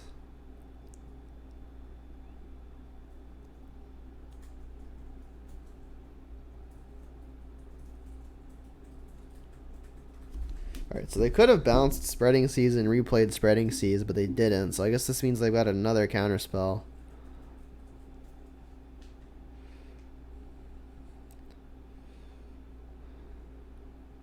And I can't even like play the land and Cling to Dust if it's a Snapcaster. But I mean, I guess the snare doesn't hit the pulse anyway. I just like really have to kill the sword. Alright, I guess I just cross my fingers again.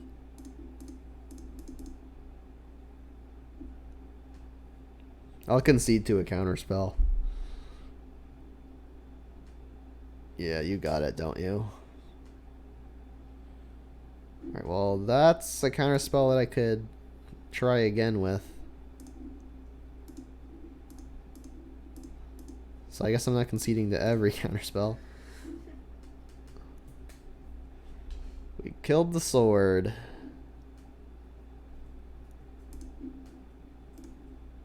I'll play the land. I'm going to want it to feed Cling to Dust probably.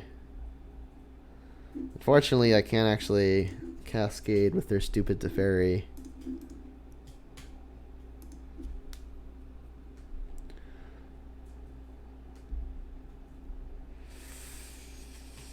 Yikes.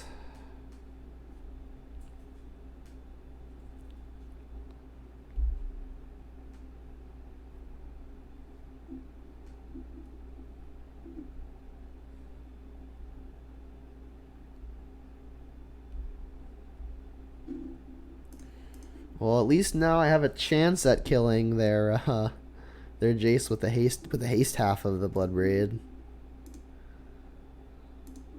Odds they have removal are pretty high though. Alright, well Bolt actually means that if the Bloodbraid doesn't work out, I can go for the high risk line of Lightning Bolt that's a fairy and then my Bloodbraid can cascade.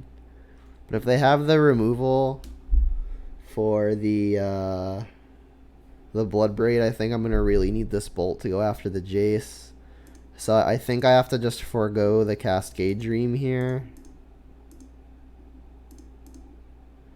And then just try to kill this Jace. What would it have been? A run in 6?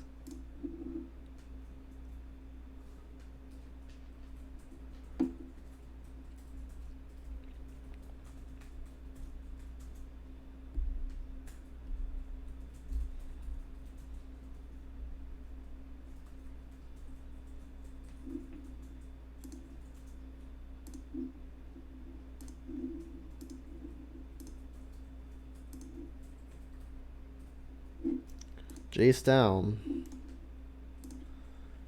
Alright, and if they feel to ruin us, we can sack the Peatland in response. Unfortunately, this Teferi is still going to be annoying, as it tends to be.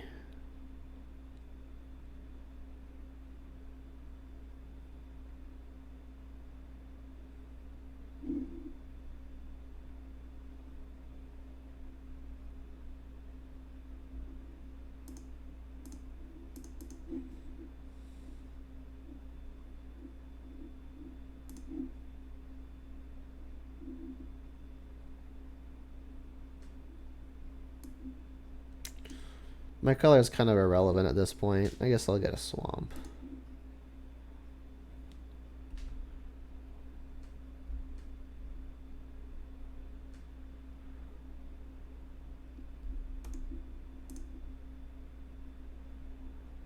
Alright, so we know for sure that the haste is not going to be enough to take down Bloodbraid, because at their worst possible is activate castle.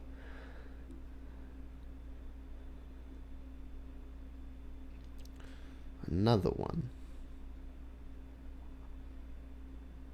Just to have it higher loyalty, I guess. Not exactly in the market to Thoughtseize. I guess let's cast the spell. Then try to nugget for 3. At least get it off of a minus.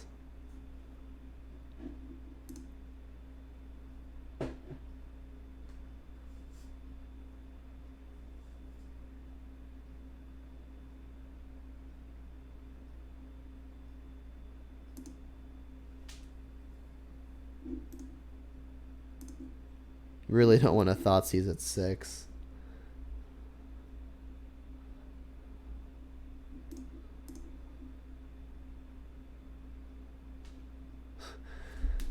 Don't even want to attack first. You're just that far ahead. And get the batter ball.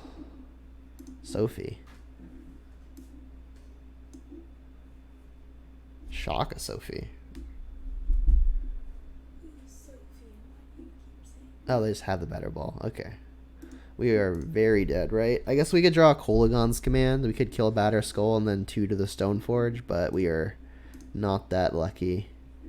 I guess we could... We can't even cling into it. We're just dead. We're one mana short of being able to cling into it.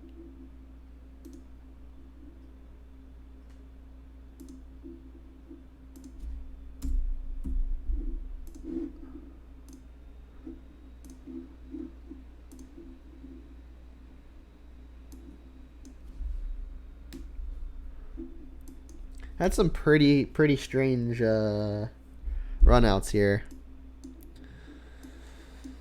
The only match we've won so far has been Tron. Lost the mirror to some mana issues in the third game. And the first game, too. We just never played a second land in our first game. And then in the third game, we kept a 2-lander on the draw and just didn't hit it. So unfortunately, we had 2 non-games. Round 1 was fine. But then, and then another match we lost, we drew all 3 spell bombs. And this match we lost, we drew all 3 spell bombs. It's kind of funny.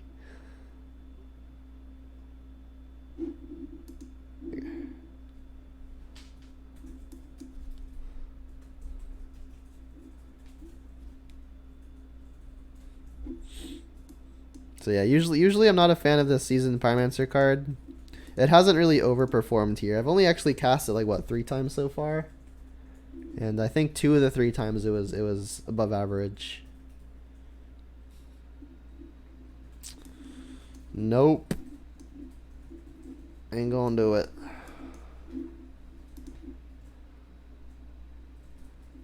Sure.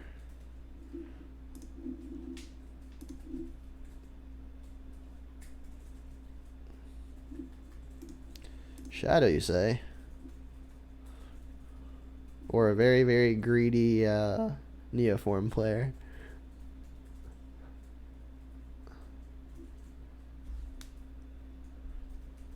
Yeah, I mean, I've had success in the past taking out Glyphs. Like, very often the matchup could come down to a top deck war, and then just like having a generic beater could be good there. Alright, that was an okay draw.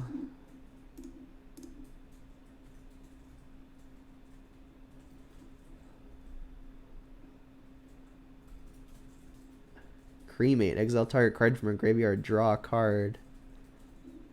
Okay. Wasn't expecting that. I mean, I guess always drawing the card is nice, but you can't escape it. And they have Island. I mean, I'm assuming it's Shadow because Fetch Shock, Thoughtseize, Street Wraith, but Island is by far the worst land they could have. And that also indicates Grixis.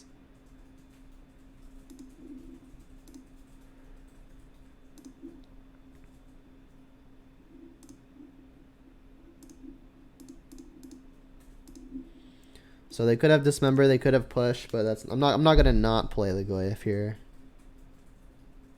Catch you next time, Distazo. Thanks for stopping by. I appreciate it. Thanks for being active in the chat too. It's always fun talking to people.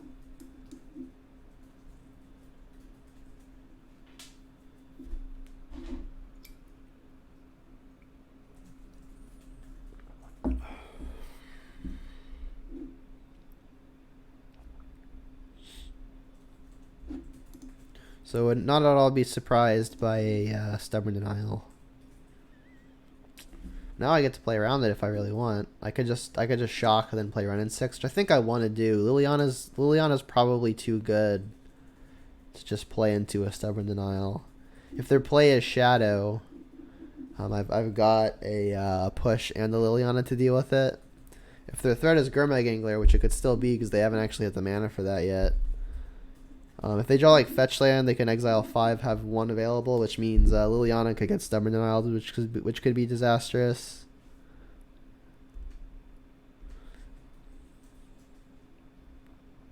But I mean, attacking is only bad if they've got Shadow, but I've got double answer to Shadow, so I think an attack here is probably fine. Doesn't impact their ability to Angler me. Okay, and they could still have the Stubborn Denial, so let's shock this.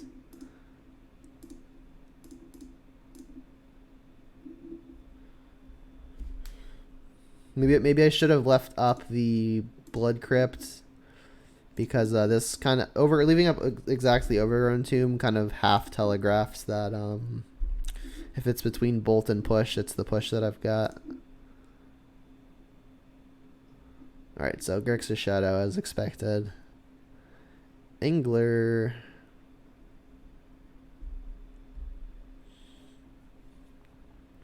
Maybe the next layer of thinking would have been to play the Run in 6 into the Stubborn Denial, so then they're less likely to have it for Liliana if Angler is their threat, which looks like it is. So I mean, Stubborn Denial is going to be good as far as getting rid of the Liliana is concerned.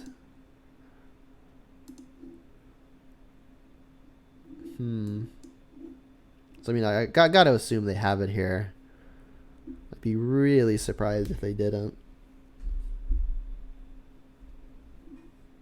You know, at this point, Stubborn Denial is going to get this no matter what, so I can just jam it. Boom. Yep.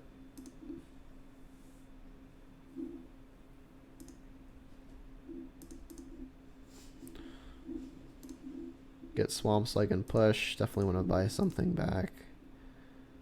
And again, this telegraph said it's push over bolt, but I'm not going to pay the 2 life if I don't have to, especially because like 1 more life actually matters if they're dealing damage in intervals of 5.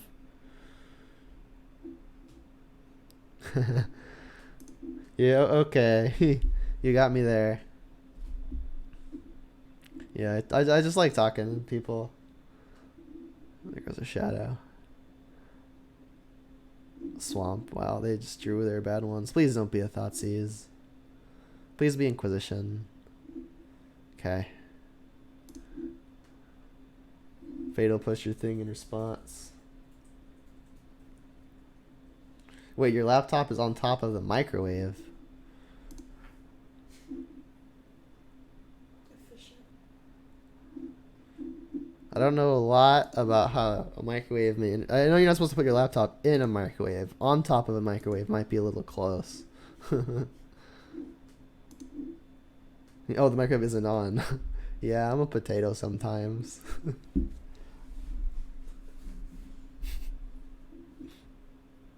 Yeah, I mean, you said you were cooking, and then you said microwave, so my head jumped to, oh, cooking with a microwave. Alright, so I guess please no second Stubborn Denial.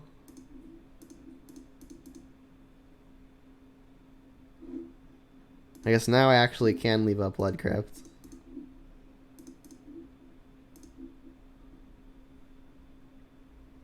Do you has the thing?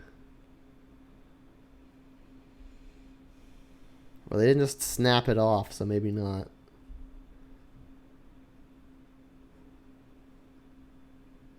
Please don't be salting off in chat. I've got that sense, you know. I had an excellent conversation with someone in chat a few days ago while I was drafting about how I was too lucky and I should be humble because I was winning. Apparently you're supposed to be humble for being lucky, I guess. Not sure.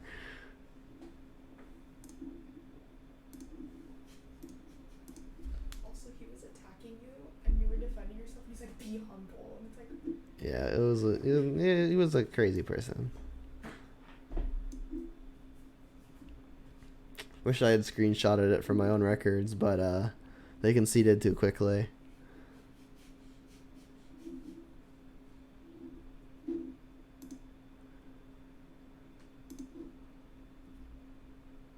Ooh, so I get to empty my hand now. I was gonna say I could plus to discard Verdant, but now I get to just do it all.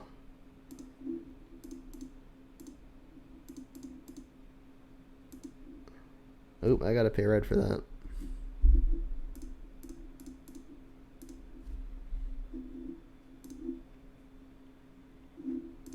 Another Planeswalker, not bad. Doubt they have a bolt because they would have just bolted the Liliana probably.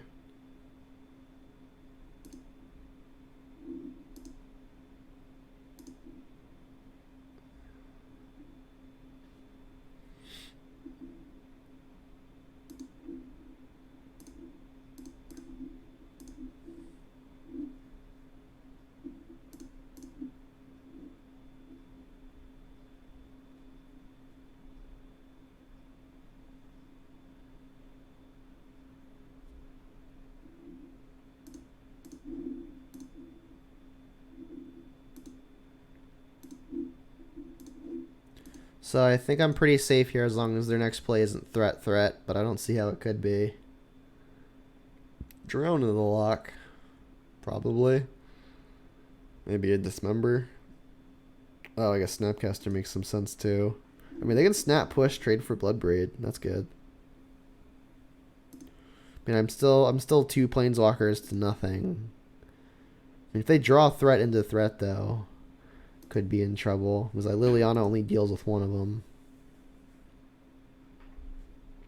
They could also just not block and attack Liliana. Yeah, that makes more sense. I mean, Renin 6 gets to deal with the Snapcaster after they attack.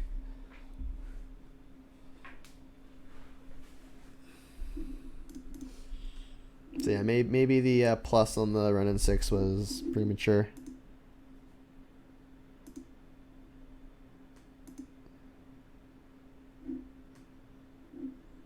Alright, well, I'm getting a little lucky in that they didn't punish me afterwards. Let's kill this thing.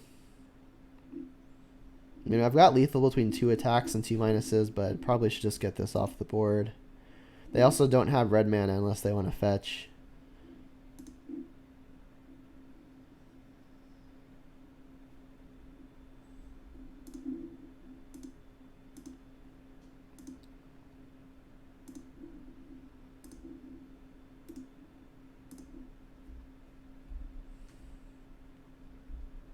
And they can't really fetch because then they are just lethal if they don't hit something.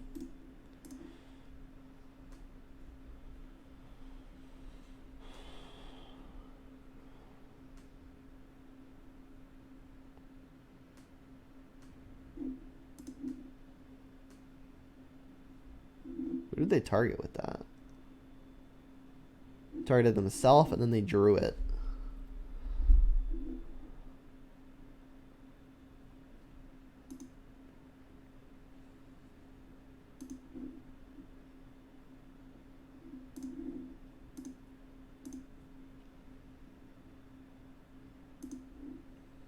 Looks like a fatal push.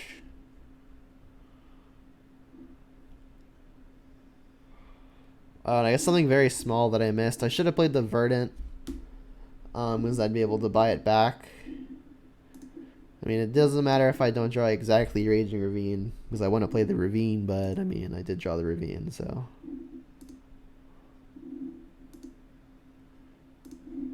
I'll just continue going at them. Like, the Ravine's lethal anyway. But at least this way, if I draw Bolt, it's also just lethal.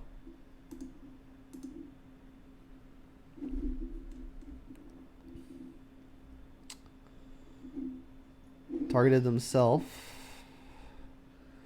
They drew it again. Brutal. Alright, well now if this attack doesn't work somehow, I can buy back the Ravine with the Renin 6.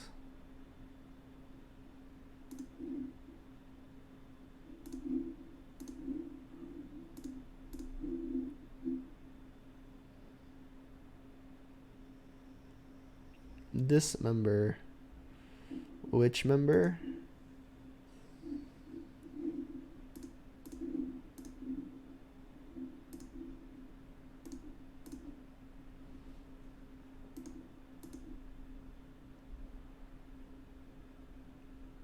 Got him. Shadow would have been problematic here.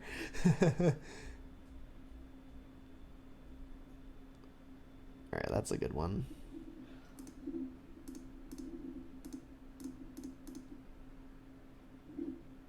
I have 2 lethal threats. 3 lethal threats. Yeah, going on your own terms? Is that what's happening?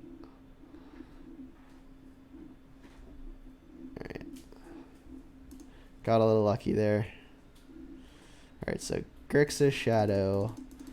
Spell Bombs, Clothis, Plague Engineer, Bitterblossom.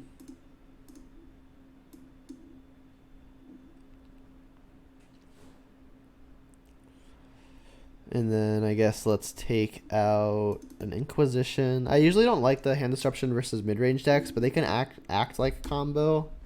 So I think I like trimming them. Bolt doesn't kill anything, but it can threaten face. Has me needing to cut 3. Renin 6 doesn't kill a whole lot. Let's trim one of those. It's possible I don't want Kolaghan's Command. 3 mana is a lot in the face of a Stubborn Denial. And 2 damage doesn't really kill a lot. The only like super relevant mode I could see is like buying a creature back. I mean, instant speed is nice, but I think I cut it before one of these. I need one more cut.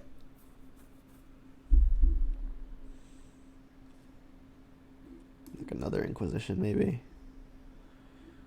Yeah. I mean, Inquisition's nice for clearing the way through Stubborn Denial. But I mean, I still have 4 of those. And I think I want to keep the Thoughtseize over the Inquisitions because Thoughtseize can hit Gurmag Angler. Jeez, all these one-landers. But this one's got Bitterblossom. We've got lots of stuff we can do if we miss. 3 things. Still far from casting Pyromancer, but I think this is an okay keep.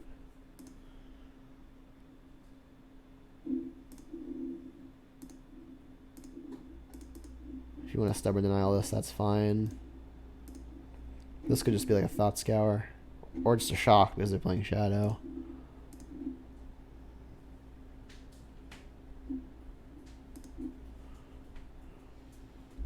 Look, Ma, no lands.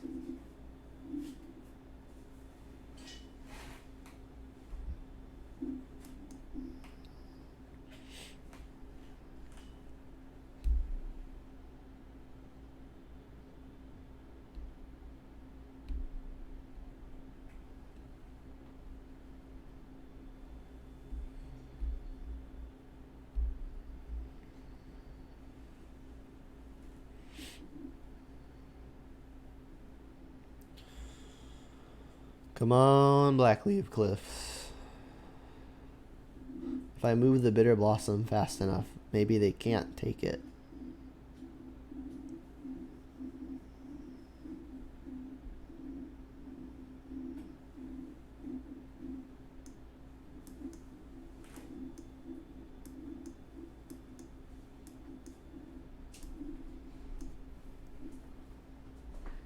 It worked.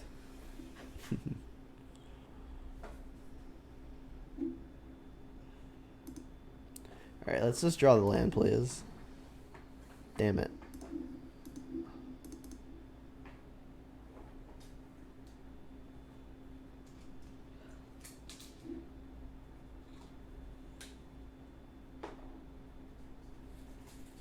Stubborn Denial this.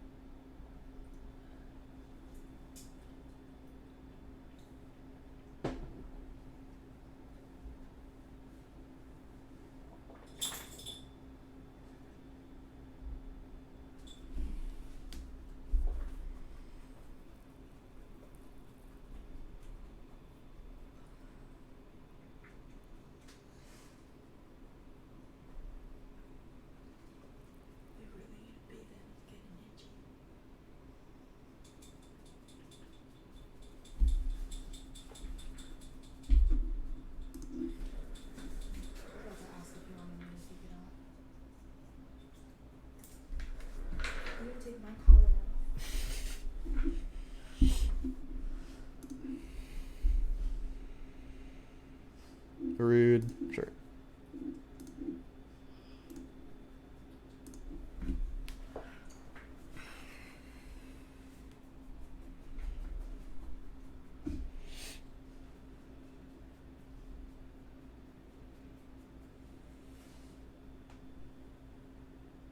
Uh-oh. Say uh-oh because this lets them angler. I mean, they could also just be playing a couple of shadows here. They know about the push, though. I mean, this means I don't get the redraw, but I also don't think I can beat an angler while I'm this far behind, so I think I'll just forego the redraw and make sure I don't get anglered.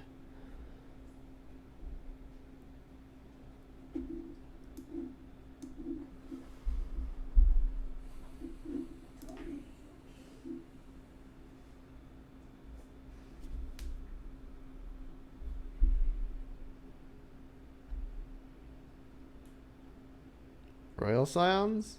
Pyromancer. Jeez. Ah, we got there. I could just take this opportunity to Bitterblossom, but I think I need this thing dead.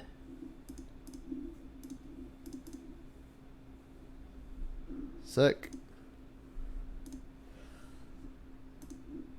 We're in it.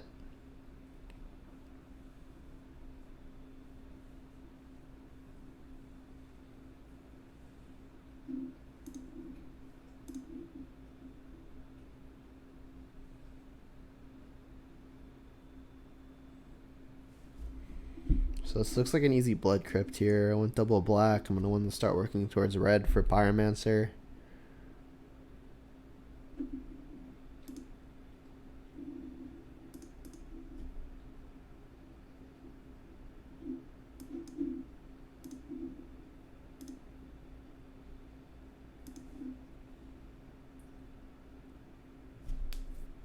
Alright, that's Bitterblossom.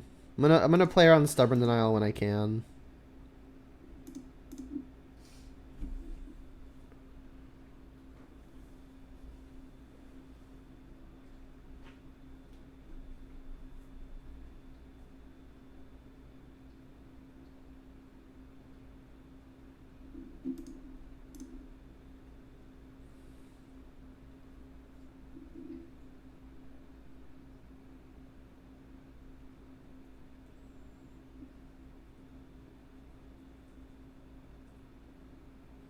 Cast a Street Wraith, please. Live the dream. Alright, they're not. Bummer. Guess we shouldn't auto yield to that. Maybe the life comes up. Alright, pass. I could just jam a Liliana. I think I will. If they have a Stubborn Denial, then that's fine, I guess. And I'll just discard a Seasoned Pyromancer. I think I'm content just trying to win with a Bitterblossom. I don't really need more threats. I've got backup ways to kill something big.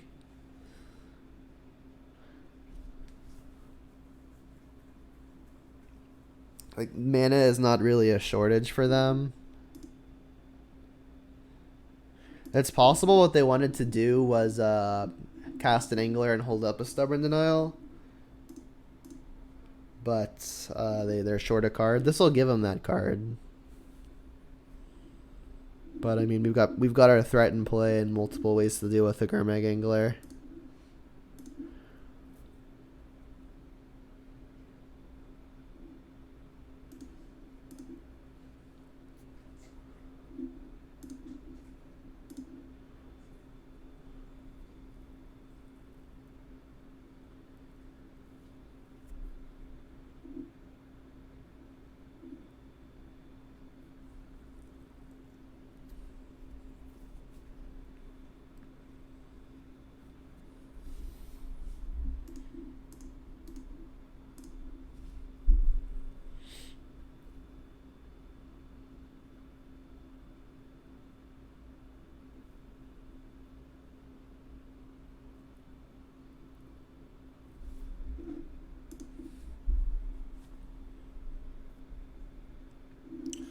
So I guess I should probably terminate the young Pyromancer. I don't want to pulse it because it could get Stubborn Denialed still.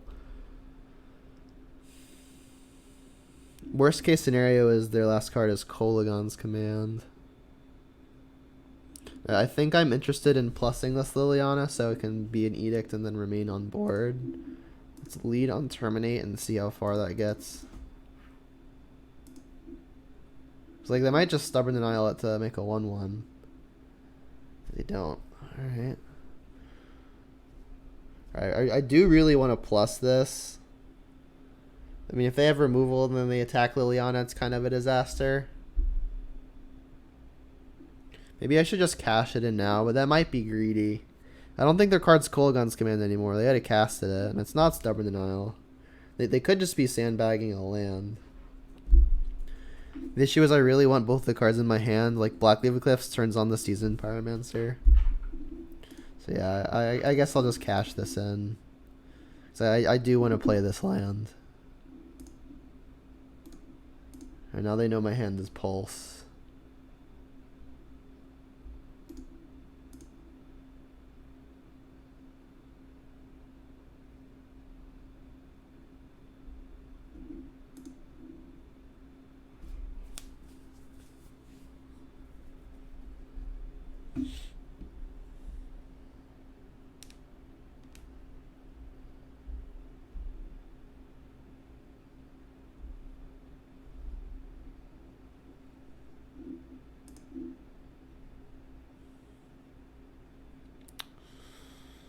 Alright, well, if they've got the Stubborn Denial, good on them. They've been very patient.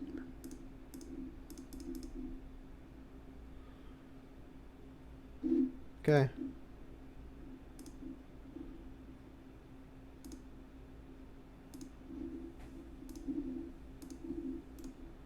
I think I'm going to take a hit for 5.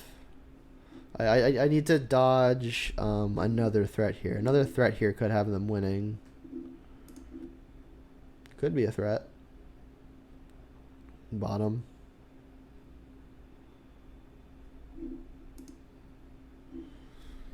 So yeah, the Seasoned Pyromancer tokens are probably more apt for blocking an Angler. I think I'm going to want my fairies to actually win.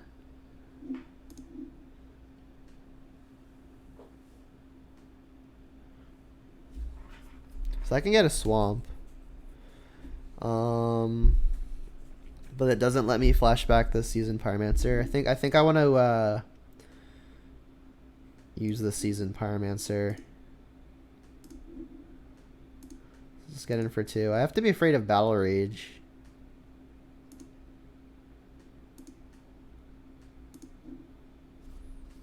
So yeah, I guess let's hope they don't have a Battle Rage.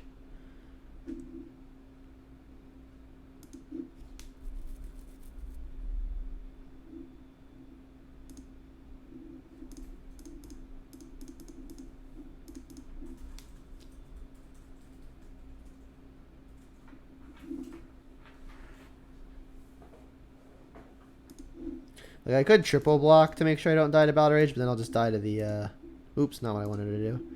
I'll just die to the, Bitterblossom trigger. No Battle Rage yet, so that's good.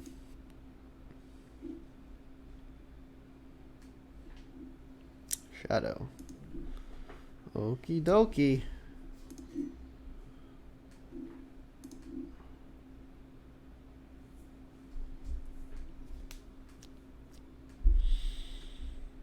So now I can attack for 3, put them to 3.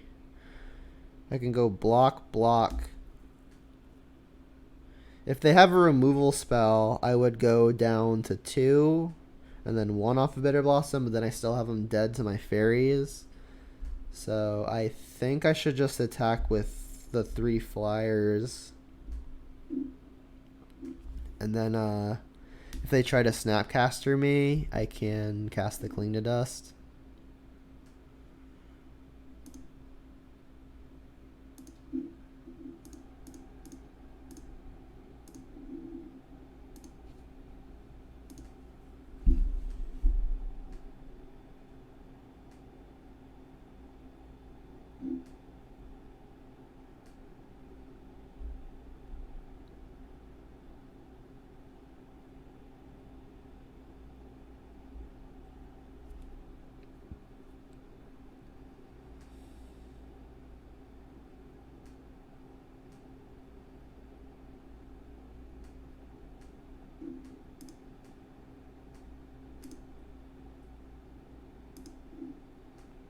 Alright, so I win unless they have Battle Rage, I think. I guess like Royal Scions also does it.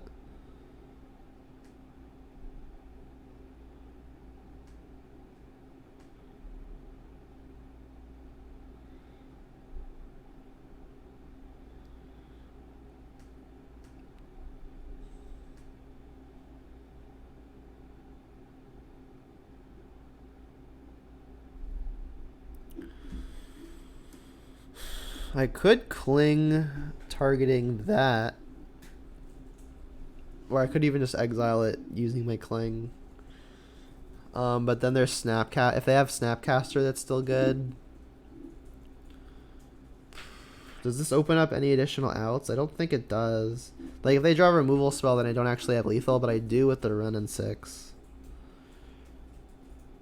If this is their bait spell, it's really bad if I try to counter it. I think I just let it happen.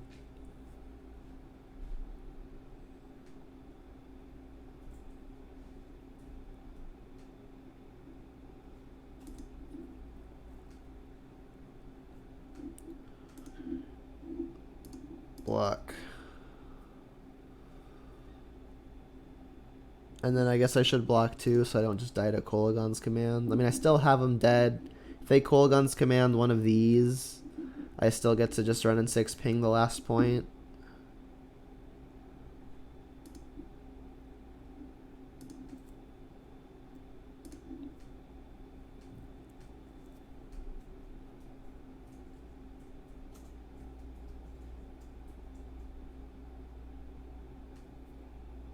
Another angler doesn't matter.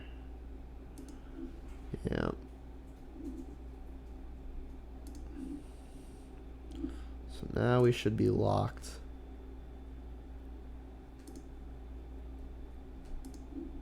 So if they kill one of these with a push, we just run in 6 for the last point.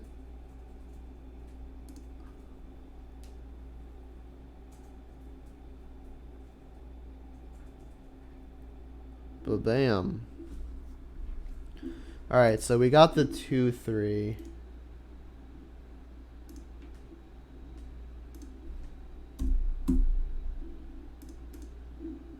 So obviously not super impressive. But I think we had pretty below average draws, pretty below average luck. We ended up only beating Tron and Grixis Shadow. We lost to the Jund Mirror, but again, we had 2 non-games due to mana issues that of our own, where we just like kept low land hands and just never ever drew one in time. And then lost to Blue-White Stoneblade, winning a game but then losing the next 2 games due to just getting outvalued and flooded in one of the games.